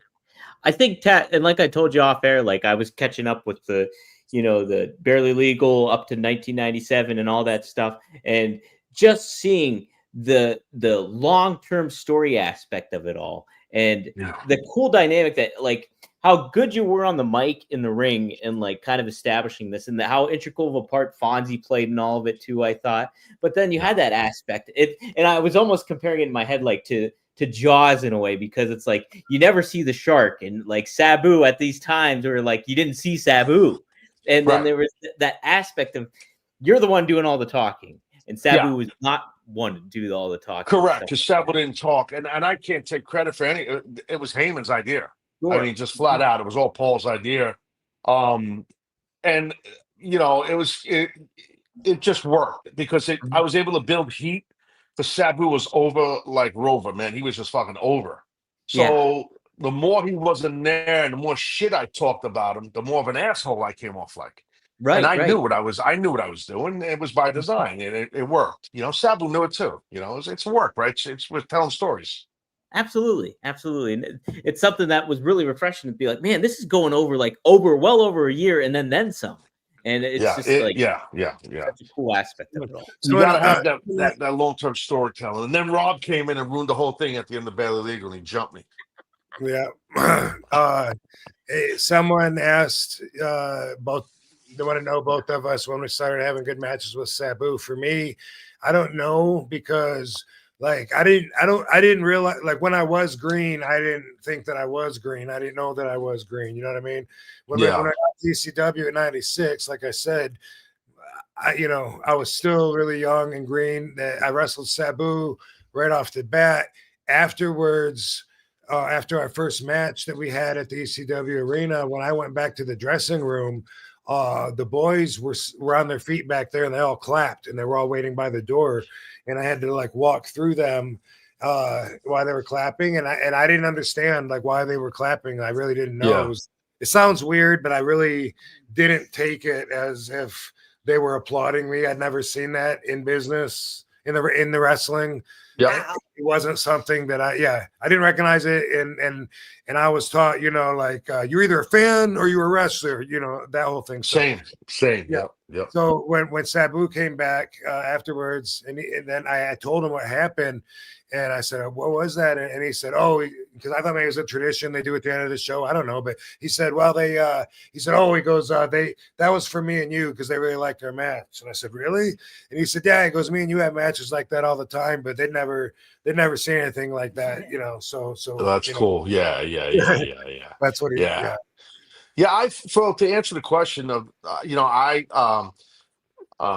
say this humbly, I started having good matches with Sabu the first time we worked, but it was him, not me. It was his ability. It was his ability to sell. It was his ability to do these death-defying moves. I was just a base guy throwing a couple of suplexes, to be honest with you.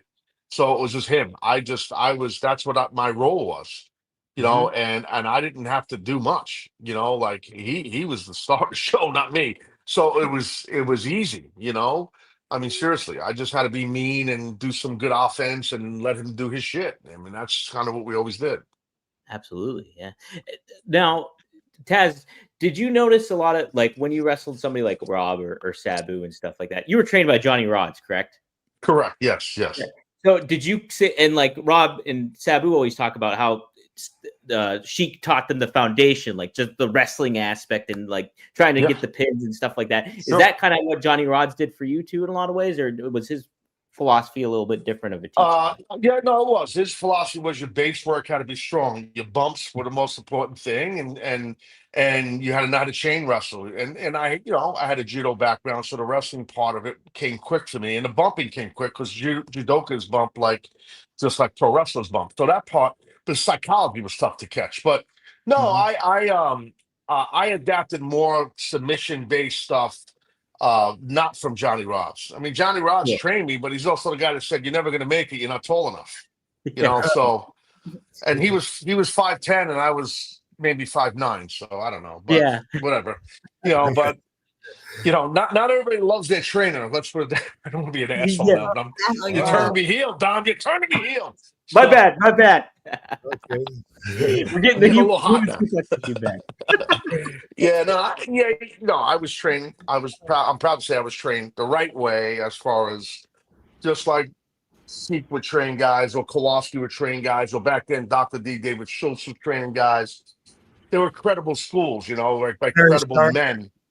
What's that? I just said Larry Sharp. Larry Sharp. Sharp. Yeah. I had a little heat with him though, but Okay. he didn't like me. Yeah, but he trained guys the right way. He did.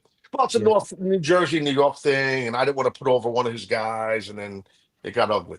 It's typical old school stupid shit. That's all it Yeah, was. right. Yeah, that's just again. I told you I was immature. So Yeah. Did we answer Seth's question? I don't even know. I don't think he had a question. He just had some. Okay. He just wanted to say everything. Yeah. Okay. Just best of luck in the eye surgery, Seth. That's it. All right. Who called the ambulance on me from my heroin overdose? Uh-oh. Oh my God. Don't answer the door, baby. We need some super chats to. So, right, Taz, would you say that I'm intoxicated or heavily infected by this crazy drug that you watched me take 5 times the recommended dosage? I will say, Rob, I know you a very long time. You seem exactly like you did every time I saw you on the road in the 90s in ECW and our time in TNA and WWE. You're the same guy. Same. So I don't care. We'll give how us many some more times you time. We'll give us some more time. We got a couple super chats here too. Man, it hurts. Thanks for the Riddler. He says, man, it hurts to see Sabu gone. First laid my eyes on Sabu, RVD, and ECW at the age of 12 in November 1998. Now I feel old. Rest in peace, Sabu. Indeed. Yeah, well, I'll That's tell you awesome. what, man. I don't know about you, Taz, but I love that we have the blessing to get older. Sabu ain't gonna get no older, Right. And and for people that don't know the real man and just want to have him an image in their mind, they might say, "Oh, I don't want to think of him when he's old and crippled." Yeah. Whatever, dude. We're real people, and We're truthfully, blessed. I wouldn't go backwards. I love getting Right. older myself. It's funny. I love that the longer we're alive, like the more knowledge we have, the more we understand That's life, right. the more we understand the bigger picture, and Absolutely. the more we're able to absorb just because we're here longer. Absolutely. And to your point, Rob, about and paraphrasing, we're blessed that we can get old because it is a blessing. My wife was just talking to me about this recently, but I had my knee replaced about maybe 5 months ago. Yeah. Like 5 months ago. And Steve Austin, Stone Cold, he had his replaced like 2 weeks after me. So we were talking all the time, about like he's like, what's next, brother? What are we doing? Like, because I was kind of ahead of him a little bit on it. And I don't know how we got talking about it, but he had said the same thing you said, Rob. Like I said, man, it sucks getting old. He goes, no, Taz, don't suck. We're lucky we're getting old, He I said the same thing. Cool. Yeah. It's a good way. It's a great way to look at it. It's the best way to look at it too, because a lot of people don't have that benefit. I wouldn't want to go back and take away knowledge and be hungrier and have to. And by the way, when I look at young people in their 20s, dude, you haven't even proved you're going to make it yet. I mean, everyone thinks they're going to live and just die of old age. Everyone's got their plans. Well, no, I'm going to wait till I'm 80 and then I'll have grandkids and then they'll do that. Yeah, God willing. Yeah, right. No, you're right. Rob, you said make it. We're not even sure if you're going to make it yet. And that's true. I was just talking to someone recently, a couple weeks ago at work about this. I want to get your opinion. And you too, Dom, and Katie, you too. Like, what does it mean?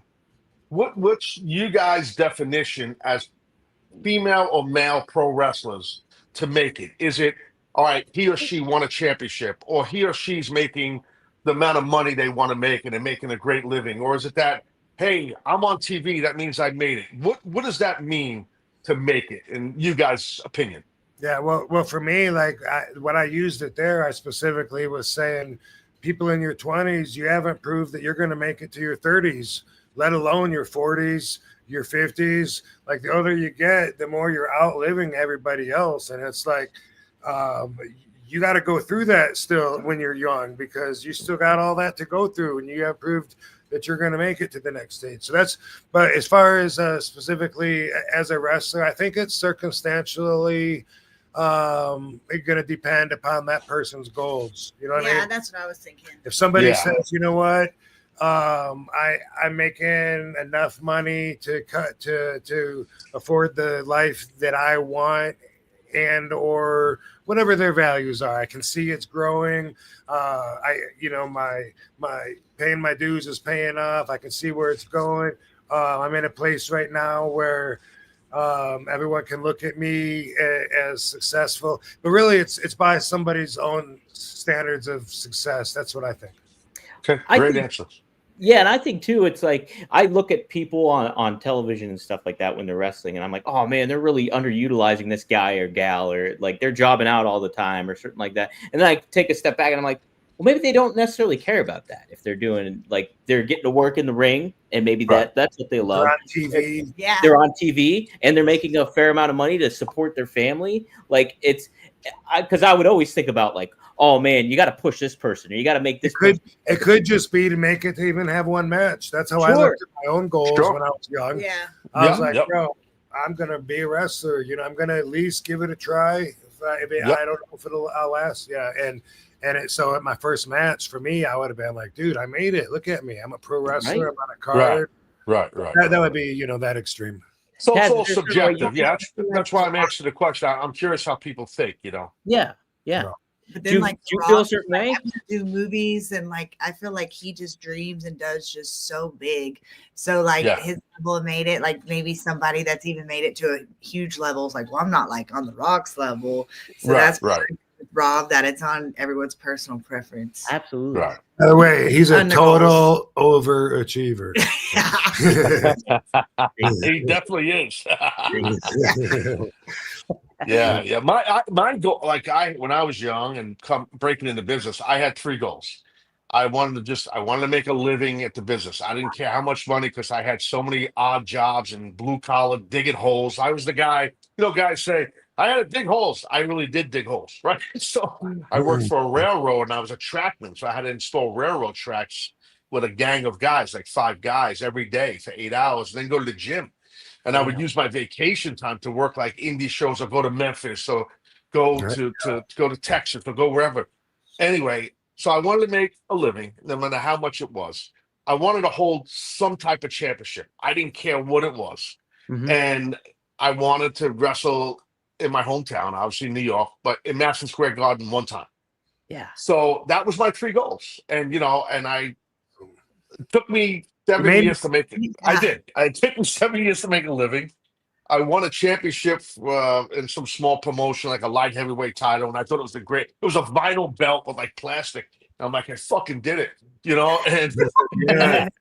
and then I debuted for WWE at the Garden, and I beat an Olympic gold medalist. So I did it right. So Yeah, you did pretty good. yeah. Yeah, I just remembered a conversation with Joe C. You remember him from Kid Rock? Oh yeah, dude, little man, he was the man. Yeah. Yeah, one time we were having a conversation, and he was telling me that he was telling me that I made it because I had an action figure, and I was telling him he made it because he was on The Simpsons. Yeah. There you Yeah. go. I mean, those are both cool ass things, man. Yeah. Different levels of what you want to achieve and stuff like that. Absolutely. Yeah. But also Dom, our generation, like wrestlers from back in the day, when you break in the 80s or 90s, most of the guys, I don't know how to say this. I don't want to be rude, but I don't want to. It's not right to stereotype, but most, in my opinion, most of the guys from that generation either needed a job or they weren't fans. I grew up as a fan as a young kid, and then I kind of grew out of being a wrestling fan. But I think back then, a lot of guys, it was about money. It was about just making money. And I think that's, in my opinion, pretty important, because that's why you put your body. It's a very dangerous business. I mean, you can lose your life in a match in 2 seconds. You can lose the power of your legs. We know all this stuff, so you got to make as much as you can, like an NFL player or any kind of mainstream athlete that's a pro athlete. You don't have a long career. You have a short window for most guys and girls to make good money. So you got to make it while you can, in my opinion.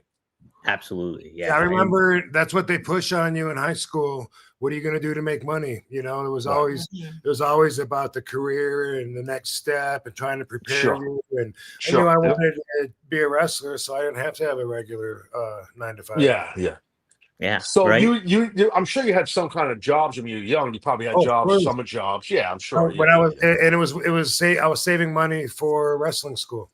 Yeah. Nice. That's awesome. Yeah.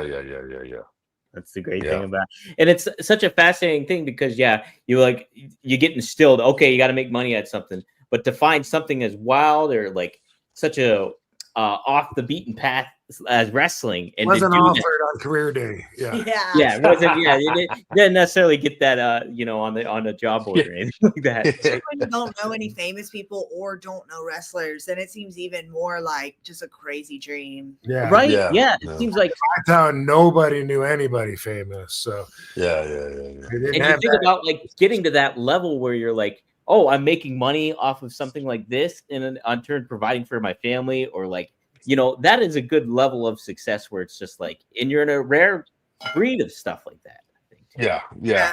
And a lot of people think, well, especially in today's climate in pro wrestling, if you're with AEW or WWE, the house shows is kind of a thing of the past, so you're Sure. not on the road as much as you were, which is good in a lot of ways because there's less addiction to pills and all these dangerous drugs from pain because you're not working as much, but you still have to put the work in.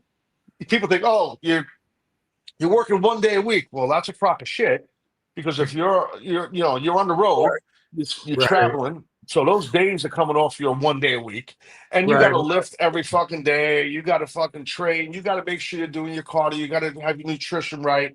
It's the real work gets done. What people don't see, that's where you put the work in that no one sees. Mm-hmm. Yeah, you're doing.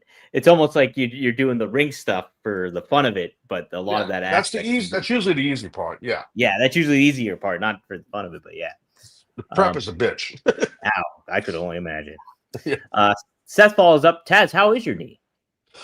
Great. My new knee is the only pain in the ass, Seth, with this knee is the airport because I got to let them know I got metal in my knee. So now you get fucking Pat Down Jones. I'm basically getting felt up every week here. So and it's but the knee is doing great. I mean, I was having so much hard time walking through airports, man. It's just I had bone on bone for a long time in that joint. I tried everything. I tried stem cells up the wazoo. I tried all sorts of shit. But yeah, I appreciate Seth asking, but no, it's phenomenal. And anyone who ever needs a knee replacement, I strongly suggest it. Oh man, yeah, definitely. Yeah. Yeah. My mom got both her knees replaced and she didn't feel it felt great for her. So that's awesome. That's awesome, man. Seriously. Rob DW, thanks for the 20 pounds. RIP Sabu and an absolute legend. Whose idea was it to have Sabu break his silence and actually call Taz out in the original ECW? Do you guys remember? Was that Paul probably? I believe it was Paul. Maybe Rob knows better than me, but I think that was Paul. No, was I there yet? Or was it before I got there when you were working with him? I'm not sure. When that happened, you weren't there yet. I don't think you were there yet. I don't think you were there yet. Yeah. I know they were building, like I kept hearing like you guys weren't touching yet. You were just like a build, like when I got there. Right. I just where it was a long time and it was meant to be like, make everybody wait, and everyone was waiting, and it was like everything, like everyone was into it like so much. Then when I came, like kind of in the middle of that and stuff too, and muddied it up a little bit, but no, it was good. I don't remember when he said it. I don't know the answer. It's coming back to me now. I do remember that Sabu did not want to do it. Paul's got a much better memory than me, but he didn't want to do it. He didn't want to say it, but Paul felt it was very important. And, Paul, Sabu at the end of the day did listen to Paul on that, and I think it was the right thing. But yeah, it was. I'm 99.99% sure it had to be Paul because it wasn't Sabu's idea. Yeah, there's no way Sabu did not want to talk. No, and I do remember having that talk later, or the same experience when Vince wanted him to talk. And there you go. Yeah. Right. I always knew that, of course. Yeah. Couple just comments here. Dan Norton, thanks for the $5. First time I met Sabu was also my first time meeting Taz in person at Wrestling Universe in Queens. Great memory during the Taz show days. So he gets a shout out. I remember that. I actually forgot that we did that signing together, Sabu and I. Yeah, that's right. A lot of people might not know Conrad Thompson, right? Sabu and I did this is maybe about 2 years ago. We did a podcast with Conrad where we watched Barely Legal together, the pay-per-view. Yeah. It's pretty cool. So people could check it out on YouTube where Conrad stuff, Absolutely share it out. Yeah, That's for cool. sure. Josh Kelly adds for the $5. He says the main event of the first hardcore TV I ever saw was Sabu versus RVD from Hostile City Showdown. It changed the way I viewed wrestling forever. So good stuff there. Yeah, I enjoyed that. The series of matches that we had when I first came into ECW in '96, like that was all obviously very pivotal in my career. And so much of that was just organic. Even me not shaking his hand, like I didn't know I wasn't going to shake his hand. You know, Yeah.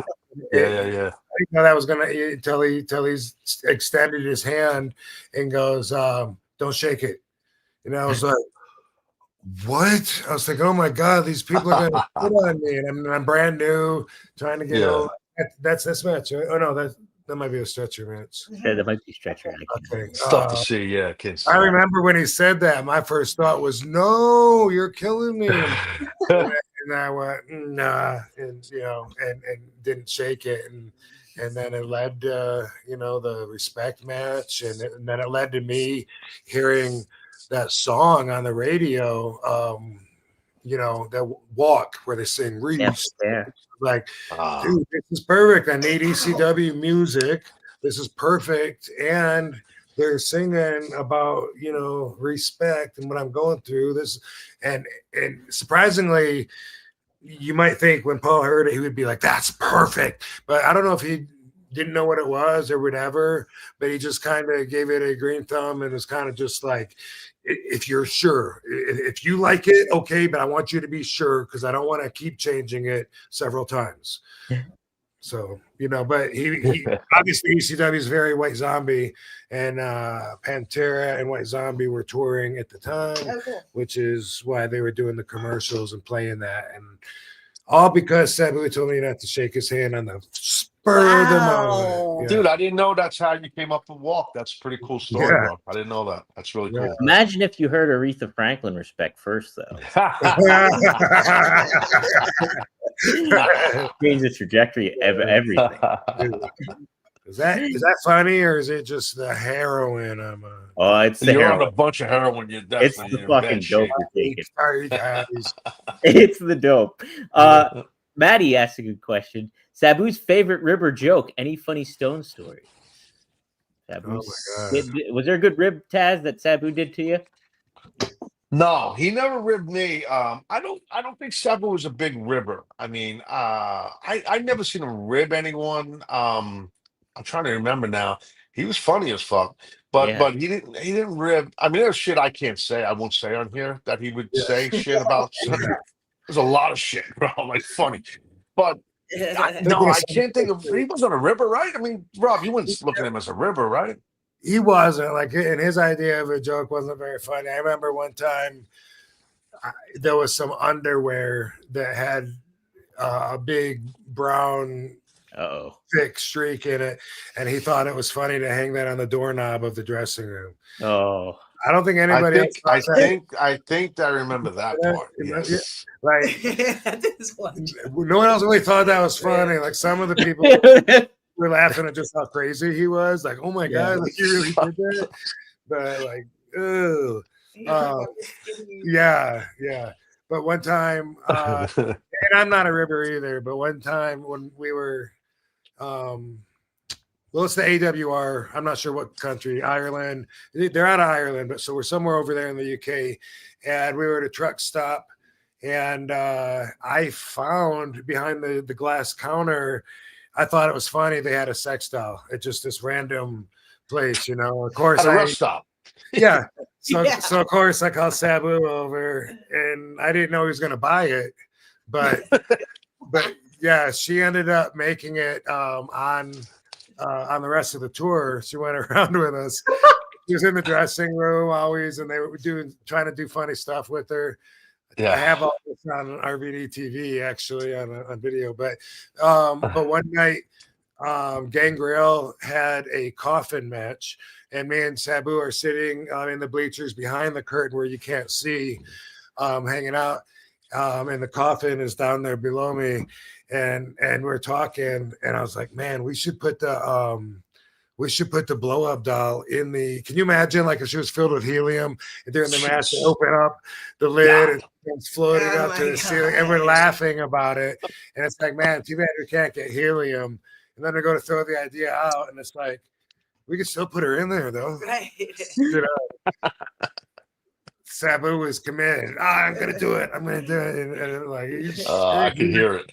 he went. He went. And he put the blow up doll in the casket that's waiting behind the curtain for dude Gangrel to use to open up during this match, and we're watching it like a dog that hides your bone. That's a pretty good rib right there, though. That is a great rib. I thought so, yeah, but we were laughing so hard we're crying, and we're just by ourselves, kind of by the coffin, looking, Anyway, he told me, "You owe me for this. You owe me for this." So sign those papers. He told me he thought it would be a good idea to get a picture of it instead of just leaving it alone. She goes over and she lifts it up, takes a picture of it, and then Anne, the house mom of the tour, saw that and saw us laughing. And then she's like, she knows something's up. So she comes over, lifts it up and sees it. And she did not think it was funny. Oh. I don't think Joey Cabaret, the promoter, thought it was funny either. I don't think they appreciated our sense of humor. They were pissed because we were like in a high school. Yeah. Oh, I guess that would kind of make a little sense. Then. But I'm sure the high school kids would pop though. Yeah, they would pop. Right. But that was the rib that almost was, but never was. Even if he would have just lifted it up, and even if only Gangrel saw it and he had to close it real quick or whatever, even that would have been hilarious. Oh, that would have been great. Out in the middle of this. That's pretty funny. That is pretty funny. That's good shit. Yeah, absolutely. Well, geez, we got $100 one. 3 big ones. Wow. New sponsor. Wow, thank you. He says, R.I.P. Sabu. We got Sabu versus Mysterio the other day. Sick as fuck. Van Dam, Taz, you both played a major role in my life in helping me become the quintessential stud muffin I am today. There you go. Good. There you go. That's cool. Yeah, Sabu versus Rey Mysterio. That was quite the match. Indeed. Yeah, I'll always remember the top rope to the DDT through the table, right? Yeah. That whole show was great. DCW and number 2 was great. So proud of those shows. I tried to get Taz to wrestle, remember? And they were like, "Oh, my back, I'm done. My pussy and my crack." Something like that.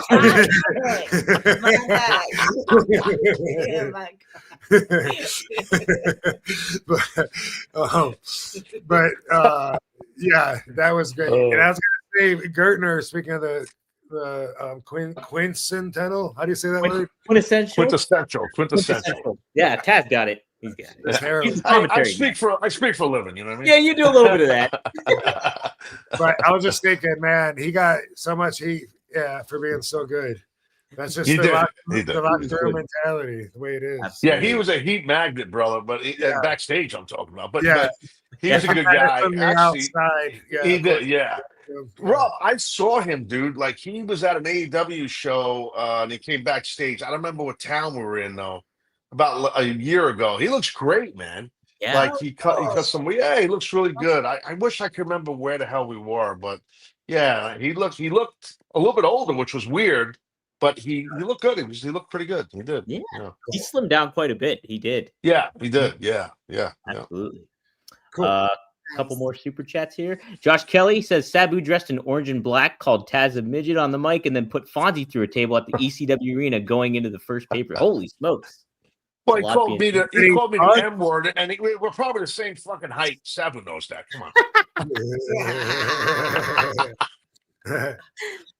Yeah, but that was Sabu. Like I like that's his sense of humor, dude. He called me a lot. He called me a lot of names, and it just made me laugh. Like it's just, dude, we were working so much. We were working a lot, all of us, and especially once it started kicking in with pay-per-view. And Rob knows this. Like you're around each other all the time, so not everything is rainbows and butterflies every day. Like there's some tension sometimes, but it's okay. At the end of the day, as long as I mean, shit. I mean. It's business, right? It was fun time, so it wasn't. It was, man. It was. I mean, like it just, yeah, I mean, I miss that. I mean, like Rob, I had the opportunity to wrestle for a lot of places, and you know, nothing like ECW, like No, nothing. Like it just can't. And I think that a lot. Yeah, I mean, some of us maybe don't get along. Not that we have heat, but maybe we're not as close. But at the end of the day, we still are a brotherhood, like because we absolutely. know how we knew it was lightning in a bottle, and no one, many many companies have tried to do what ECW did and replicate it years later. Uh, and there's been some great wrestling companies that have done stuff like similar to us, and Mhm. people would think that we were just blood and guts and death matches, and that's fucking bullshit. Yeah, That's not what ECW, like I said earlier, was a potpourri of many things.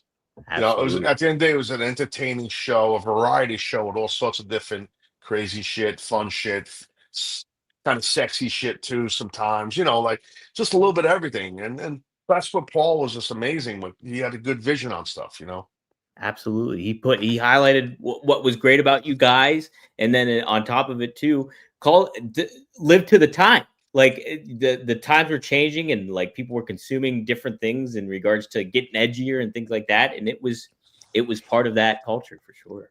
Yeah, and back to Sabu. I Mhm. I really feel I don't give a shit like what Hall of Fame it is. Any Oh professional wrestling Hall of Fame, that man belongs in it. I don't care. I don't from WWE's Hall of Fame to everything else. I know there's all. I'm not in any Hall of Fames, and that's fine by me. I don't. I sleep well at night, and I'm proud of what I've done. But I know this much: Sabu needs to be recognized for what he did, and I wish it would have happened while he was alive. yeah. In Philadelphia last year, he belonged going in there. In my Mhm. opinion. But I don't work for WWE, so that's cool. Whatever. I'm glad you're in there, Rob. That's well deserved, obviously. You know what I mean? But like, I really feel like Sabu should have went in that damn thing in Philly. You Yeah. know, but I'm with you, you know, Taz. I'm with you. we'll see what happens. But he belongs in every Hall of Fame. That guy had an amazing career all over the world, and he And yeah, inspired and was an innovator for so many generations up until now of wrestlers. You know what I mean? So we're AEW. We're doing a residency of a bunch of shows at the ECW arena. Oh, I, that's I don't right. call it. Yeah, I don't. Yeah. I don't call it. I don't call it 2300 shit. That's the ECW arena. yeah, And so I'm sure there's going to be a lot of talk about Sabu at that show. At someone because we're there for shit. I think 6 shows. You know what I mean? oh my gosh, yeah. So I think it's like 3 dynamites and 3 collisions. I think that's what it is. I don't remember exactly. Oh, But Yeah, yeah, it's like so 7 days, I yeah. think. I thought it was gonna be like a full time thing. No, no, I think it's just like I believe it's from the end of the summer into the fall. That's what I think it is. It's like August, mid-August, I think it's going down in. I Yeah, think I it think you're is. right. Yeah. I think it maybe Yeah. floats into September too, if I'm not mistaken. Yeah. So I think Sabu will be brought up and he should be, I mean, in that building. I mean, so like, yeah. Maybe, Absolutely. maybe they'll want me to come and say something about him. I certainly would. yeah. Oh I yeah. think that would be awesome. And you know what I mean? You can Of invite. course. What, bro, I don't have that kind of clout. You know, you know me. I shit. If I had the book, you'd be at every show, and my son would be the world champion. Well, TK is a big fan of both Rob and Sabu. I know with the stretcher match. Yeah, I'm sure you heard about that. He was there for that, right? yeah. I heard that. Right? Yeah. Did Tony tell you that, Rob? And you guys talked This about it? match, yeah, I remember we talked about it. I don't remember exactly what we said, but yeah. I think I spotted him in the crowd actually, Taz, because there was a guy that looked like his dad, and beside him was a little kid with an orange shirt on. I was like, I think that's Tony Khan. Yeah, it was Tony. He was wearing one of my shirts, Yeah. and that was Oh, the yeah. same show, Rob. Rob, that was the show I think where Dr. Death was there. I did something with Dr. Right. Death on that Oh, show. I don't remember what it was. Doctor's in the house. Maybe. That's the one. It Yeah. might have been Brian Lee and me. It was Dreamer, Brian Lee. I don't remember the fuck. It was a tag, I think. Brian Lee remember Brian Lee, right? He Of was course. involved. Yeah. And I course. know Dr. Death gave me that Dr. Bomb gimmick. I never Uh-huh. had someone lift me up with like jack me up in the air like with ease. I Yeah. tried to give him a little help. No, I'm like, Didn't holy need it. shit. Yeah. This guy was a monster, bro. He was an animal.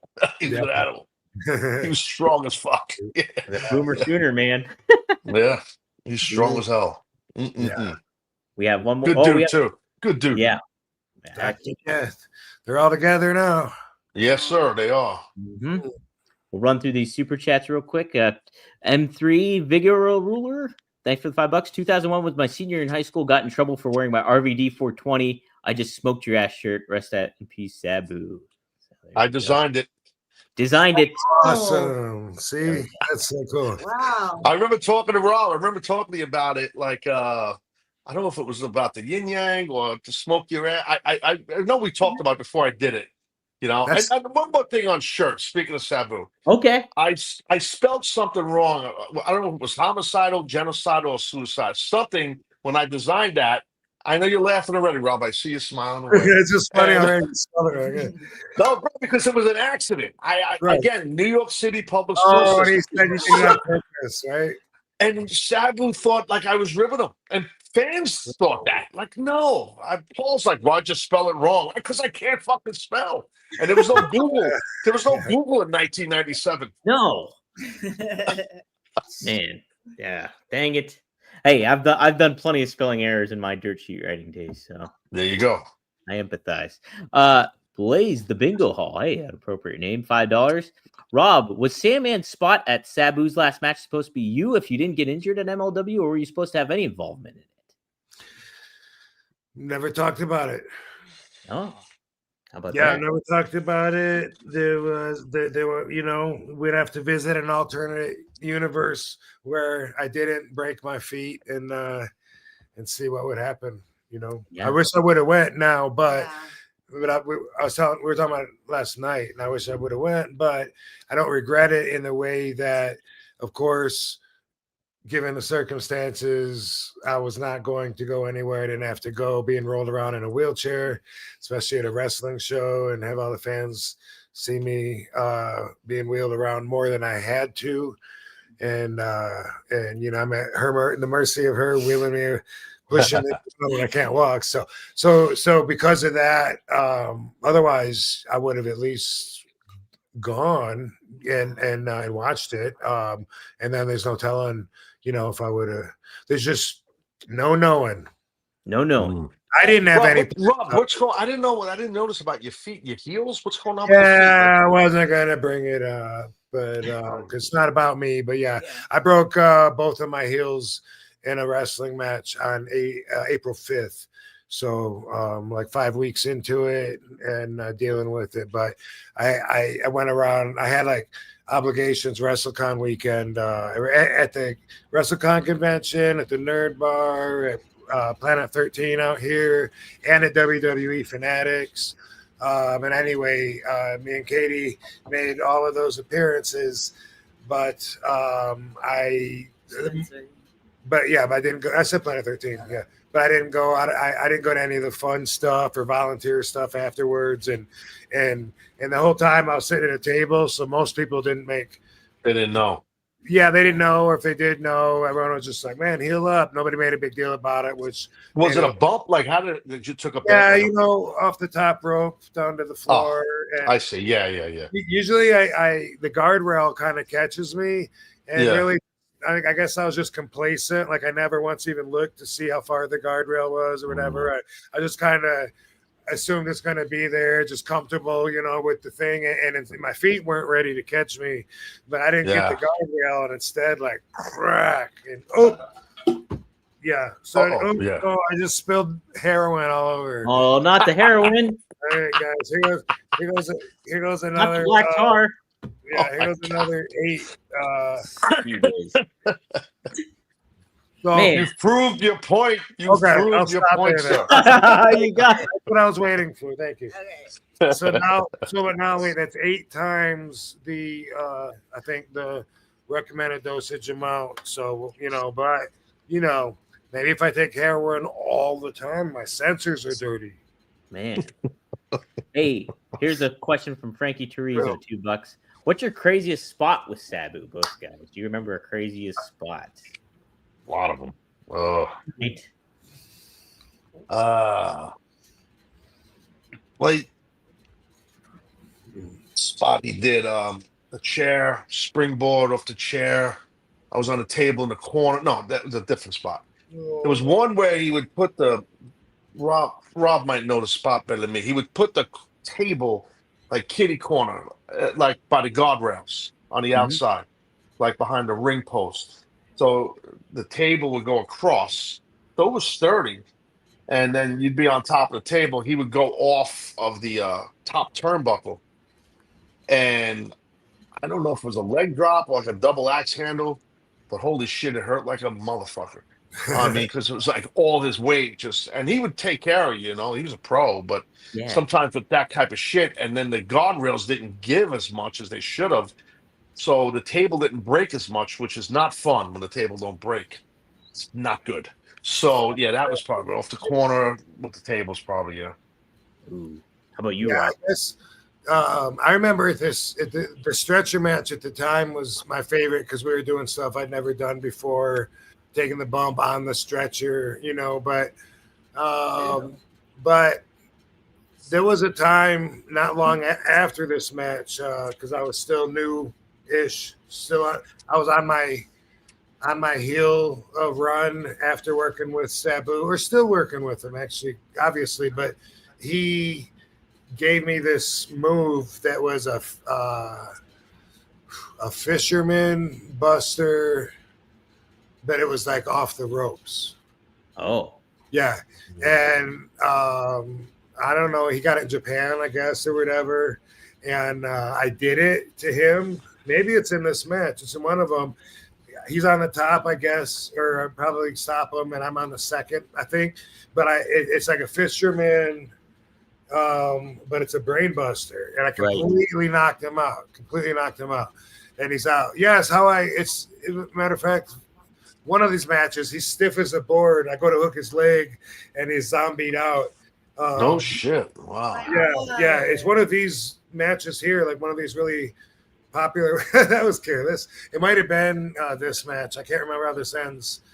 If it's a stretcher match, then a pinfall isn't the way to win. It doesn't matter. Yeah, you don't. Doesn't matter. Probably not this match because I hooked the guy's leg and he was stiff, and then afterwards, he I don't know really, if I should keep that move. That's kind of dangerous.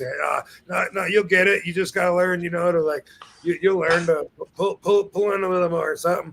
I only remember doing it one other time. It was the Hack Myers. Remember that guy? Yeah. He's a big boy, Hack. Yeah. And I think it was at Lulu Temple. Yeah. One of those places, and bam, and I killed him with it too. And I just threw that out. I said, nah, that's not a good. I'll come up with something else if I need a heel move or something. But brutal. I think those are the other two times I did it, and I just killed both of them. Damn. Well, you never did that to me. Shit. All right. Jeez, oh man. Me too. We'll close out a couple more super chats here.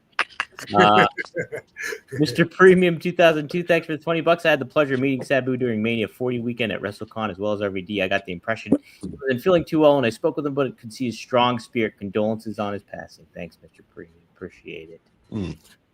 It's crazy looking back and seeing, like some signs that he was, because talking to him, it's just like, all right, cool, man.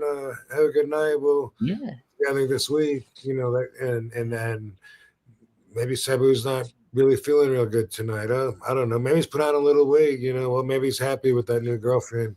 Looking at him now and putting everything together. And the bloody feet is something too. He had some kind of infection or something. Yeah. But we don't. Yeah, when we get the toxology report, then we will learn a lot more that we don't know. Yeah. But there could be a little bit. There could be a little bit of a delay. You're saying, right? Yeah. As far as something getting him, you mean? No, I mean, like the information, getting the information, the official word. I'm saying it's definitely a delay because he told me he has the She has to sign some papers, and if not, there's like a 30-day wait. and then it goes on to like Sabu's sister, and then Wow. Yeah. so we're hoping, you know, that we'll get some cooperation from her. And I get it that she doesn't want to, you know, who she could be married to somebody else, and So, here, you know, yeah. this Right. your past, whatever. But I've always been in her corner because she was the most patient wife, and she tried so many times to get Sabu to not you know, go down this destructive partying path that he was on, you know. And I'll tell you, me, Sabu, and Louis all were on this kick where we love those muscle relaxer somas. Louis Spicoli passed away. Is it gonna as it sounds? I was naive to that possibility. I didn't know that could actually fucking happen. I stopped taking the Sabu, did not. That was like 97, 98. Rob, I don't know if you remember, I talked to you at the ECW arena upstairs after Louis passed. I pulled you aside, and we weren't like buddies, but we had no heat. And I was like saying, I'm paraphrasing, but I don't know if you remember this. I was like, dude, you got to, be careful. And I felt weird to say that to you because I just didn't want to see, all of our co-workers, friends, and everything. There was all this shit going on. And I don't remember that, but and you were telling me, no, I smoke weed, man. I stopped all that. I remember you saying, I'm like, well, thank God, good. And then I walked away. I'm like, now you're gonna laugh. I'm like, man, does this kid not realize that weed's gonna kill him? I was never a weed guy. I didn't know. Back then, if you didn't know, it was like, oh my God, it's gonna kill him. You know what I mean? Reefer Madness. Well, I that's didn't just know. worry about it. Yeah. But that's what I use that time period as an example a lot of times when I talk about my inspiration to become an advocate. I was like, back in those days, everybody thought that weed was going to kill you and that cigarettes was safe. Yeah, I know. I'm telling Rob about weed, and I'm sitting there back there with my lip full of Skull and Copenhagen.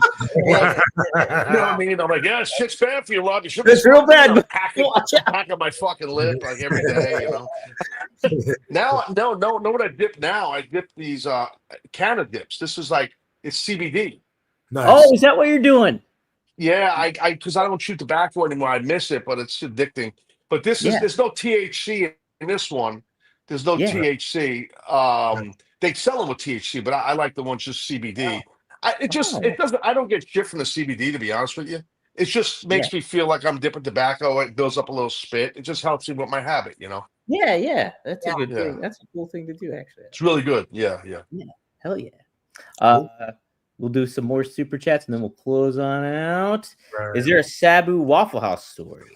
Oh my God! Wow, shit. I have one. I can't say it, but yeah. Rob might have been with this. All right, look, this is an Amarillo, Rob. One of Terry Funk's many retirement shows, but we were there together, as you know. Candido, me, you, I think Sandman, Dreamer, and Sabu. I think, and Bret Hart was on the show. I think.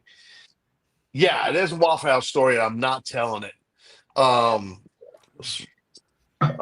Because Sabu cracked somebody, and it's someone that people would know. So I don't want. And Sabu got mad at this fucking guy. I'll text Rob later. He might have heard about it. Rob was there, but he wasn't at the Waffle House, but he was in Amarillo. I can't draw one up, man. I mean, there must have been several, but I can't put Sabu and Waffle House in my mind right now. Sorry. Any good Philly diner stories? Yeah. Well, Rob, were you at that travel? You went to Travel Lodge, when we were still at the Travel Lodge, when you came in, Yep. And definitely, we would go to the Oregon Diner. I remember that, the Oregon Diner. Once we moved to the Holiday Inn, we used Tony Luke's a lot more. Tony Luke's, yep. Still go, even though has it been sold? Yeah. Or? No, I don't think so. I don't. Maybe, but I don't think so. I don't know. I think they merged with Nick's Roast Beef. I might be wrong on that. Oh, I didn't know that. Yeah, maybe you're right. They might have merged. The owners went to jail, like. Oh shit! Like, shocking. What'd you say? I said shocking. Oh, anyway, yeah, I want to try Joey Merlino's cheesesteaks next time I'm in town. Hell And I've been to that place too, but it was a different owner then. Yeah. But Sabu, man, I know when he had his Winnebago, like the more self-sufficient he could be, the more he liked it. So, like he told me he would cook in the kitchen, and sometimes we would have like meals in there, and that stands out more than really even going into restaurants with him. And we used to go to the Denny's in Pittsburgh, the one it's right, it's by the By the airport. airport. By the airport. Yeah, Moon Township. Moon Township. Yeah, by the airport. Yeah, Yep, there yep. you go. There you go. Yeah, totally. And that was a place I just remember during the Soma days, me and Louie and Sabu being there and ordering sweet stuff because the sugar and the carbs helps kick the Somas in. And it'd be like a race to see who could shake first. So we'd all put our hands up and we'd have Pee Wee. We'd say, check our hands, ref. Check our hands. You know, he compared. Check our hands, ref. Oh yeah. It was so stupid. And I'm pretty sure one of us, you know, would be like this, and you know, and he'd be like, "Oh, we got a winner," you know, and you got to raise his hand. And then pretty soon be like, "Oh, he's got the shaky puddings. It's not. Can I get another whipped cream pie?" So stupid. Andrew adds thanks for $25, Andrew. Really appreciate it. I'm super chatting this again. My favorite picture of Sabu is him wearing a Misfits shirt. Sabu enjoying the Misfits makes me happy. R.I.P. Punk Rock Jones. He liked music. Yeah, he liked music. I remember early on knowing that was more prevalent, you know, but like when I was still learning about him and training with him, I remember that, you know, I couldn't carry a conversation about music any more than I can about race cars or baseball. I don't know. Or the Mets. Not the Mets. I already that. I was ahead of you. Baseball Mets. Yeah, you got it. Yeah. Harry Slash. I just want to thank Robin Taz for doing the show. How about that? Hey, that's the real Harry Slash. I wonder if it is. It probably is. I don't know. Either way, thanks to Harry Slash. Yes, yeah. Harry. Yes. Heck yeah. Shout out to Harry for sure. And then Ask Bum says, love seeing RVD and Taz together. And then he follows up. Taz, how many black belts do you have? I heard 3. I have 17 black belts. I'm a grand champion. No shit. Universal champion. You had me going. Rob's a higher level martial artist than me, I believe. All right. Yes. Somebody did ask on a previous show, Taz, how much martial arts background do you have in judo, obviously, but I just played judo. Yeah, I wrestled in high school, but I played judo when I was young. And then I took a little time off. And then once I started to break into the business, I got back into judo and played competitive judo and stuff like that. So okay. Yeah. All right. We'll close it out with this one here. And if you obviously you guys want to give any final thoughts, by all means, but Stay Guilty just asked this one for the $5. I don't know if this was asked, but how did it feel main eventing Barry Legal with Sabu? It's amazing. We were a little nervous because we really didn't have a lot of experience doing live TV. And this is a live pay-per-view, and we didn't go last. So we thought we were going to go last, but we weren't. Mm-hmm. But a little backstory on that. I'm sure Rob might know this. And this might go to the story you told Rob about. We were driving around in the car, and I'm like, see these fucking jabronis. Imagine if they knew who was in this car. So that's probably what I said. That was here on Long Island because a lot of people don't know, even some of the boys didn't know. Like Sabu came to New York the week before that pay-per-view. Because, you know, and back then, no one like practiced matches, you know, like, but we were a little concerned about hitting the time, you know, because we didn't know if we were going to be last. But if we're going to be last, we want to be ready. We wanted this match had so much hype. Like Rob was saying, like it took a year to get to it. And it was all this anticipation. And Sabu and I were cognizant and we were aware that, there's a lot of pressure on us. And there's no way this match is going to be good enough for the hype that it has. Like, no matter how good the match is, you know, it's just not going to reach that hype. So we wanted to be the best we could. So I said, dude, if you want, you know, we have the dojo on Long Island, man. If you want to come. He's like, yeah, fuck. And then he came to New York and he stayed at a hotel not far from where the school was. And And I said, don't rent a car. I'll drive wherever we got to go. And we spent more time together outside of work. I got to know him better, get to know me. We shared a lot of meals together and just going to the gym together and shit like that. And I really got to know him all the years that I knew him. But now I'm actually like Rob had a lot more of that time with Sabu than I did because Rob broke in with Sabu and Sheik, and they're from the same part of the country, so they were right near each other. I didn't do that with Sabu, but barely legal going into it. Yeah, we did. We spent a week in New York and we did everything together. So it was so that was awesome to wrestle him on that big stage for us at that time. Rob didn't have a match on that, which I thought was not cool. I thought Rob should have had a match, but he had a great spot coming in on that run in, and then there was a good swerve with Fonzie and stuff on me. I thought that all worked. Absolutely, absolutely. Yeah, really good stuff. One of my somebody did ask us, Scott Mason from the New York Jets podcast. He happened to ask, what was the plan behind like Rob? You almost having Fonzie's ear in certain ways in that storyline coming into play, like with Taz. Was that something that was who planned that exactly? Do you remember that aspect of it all in the feud? Do you kind of know what I'm talking about? Or hold on, I can follow it up with this. See if this is You mean are you talking about when Rob ran in at the end of the match? So it's let me see here. This is what he had to say. Always thought part of the Sabu Taz storyline where Fonzie, on behalf of Taz, fed RVD inside info to beat Sabu was a brilliant wrinkle. That's what it was. Whose idea was that? And you agree it added a lot to the story. Do you remember that aspect of it? It wasn't my idea. It was probably Paul. Unless Rob, do you have something to do with that? I have no idea. It wasn't my idea. I thought it was a great idea. I thought it worked, but was that you? Yeah. I don't know. I don't remember. That was too I don't long. remember either.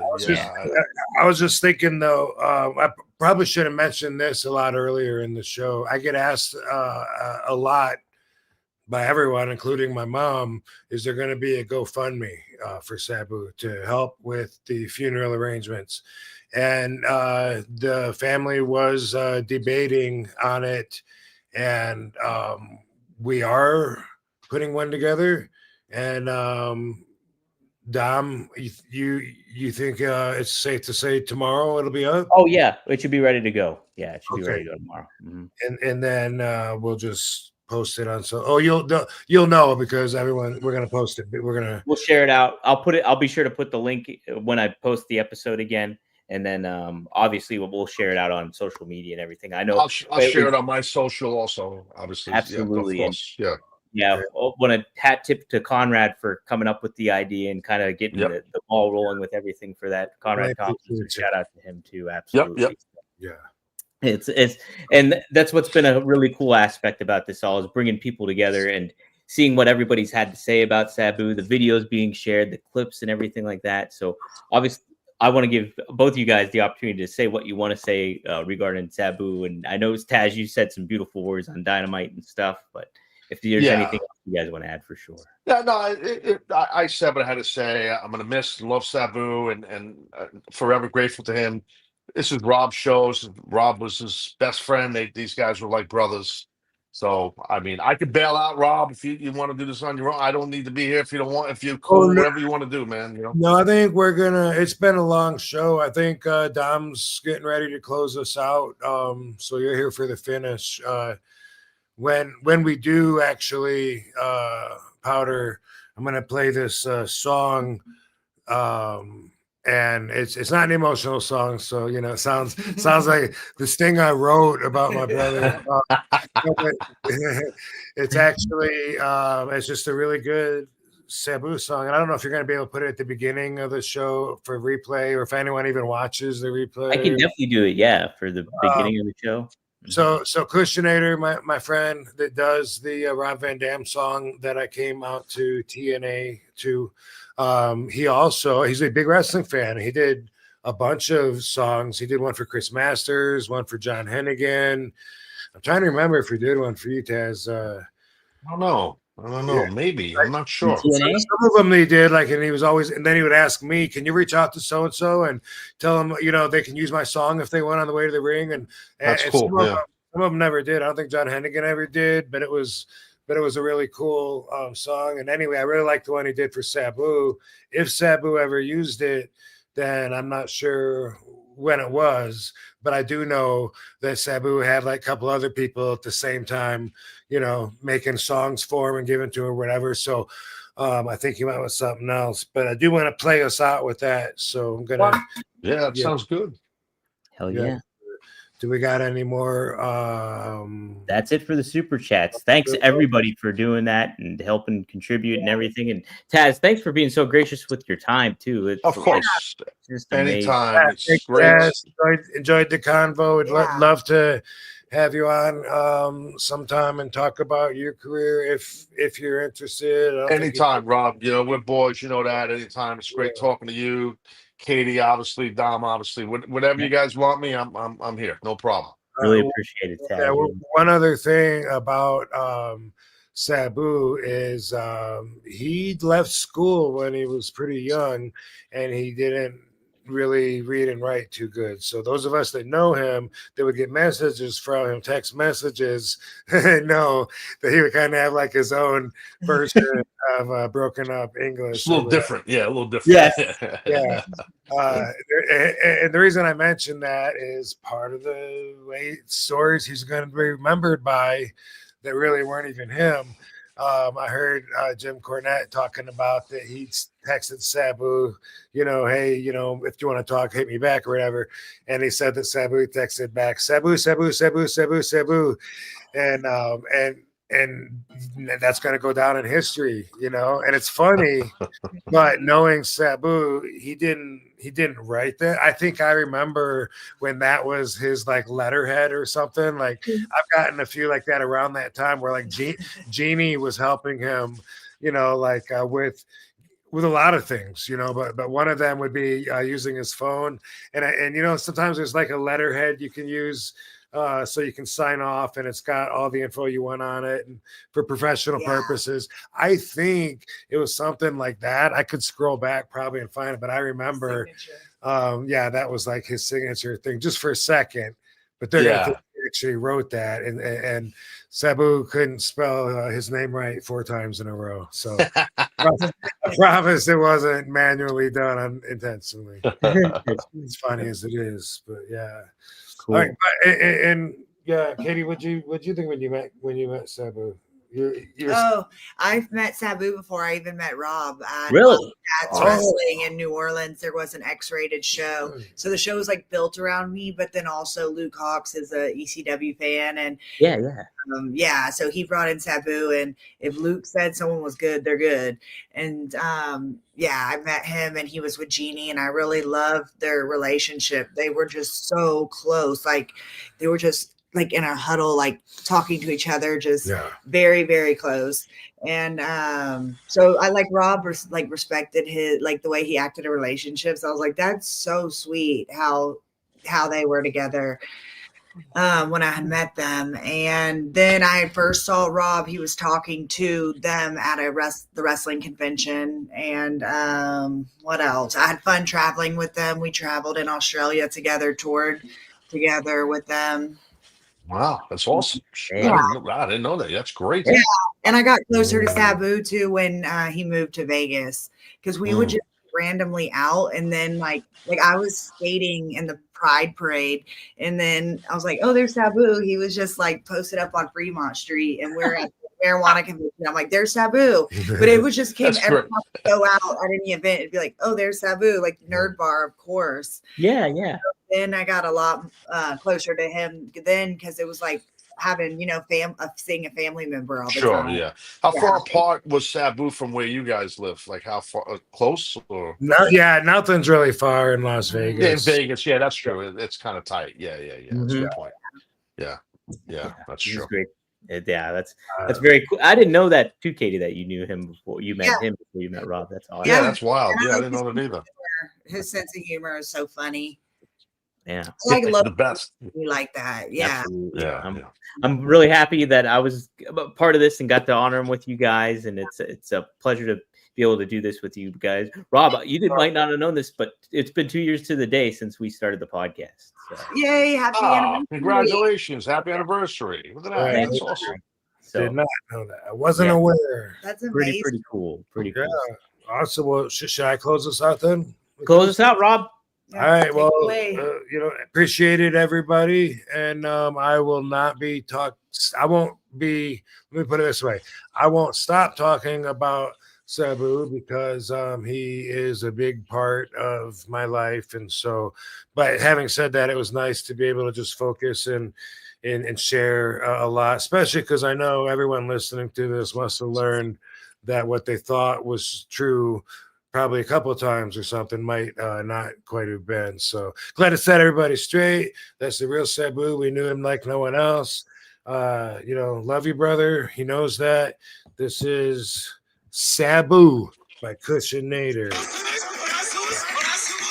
I guess that is how it starts out. Can you hear it? Oh yeah. Sabu, Sabu, Sabu.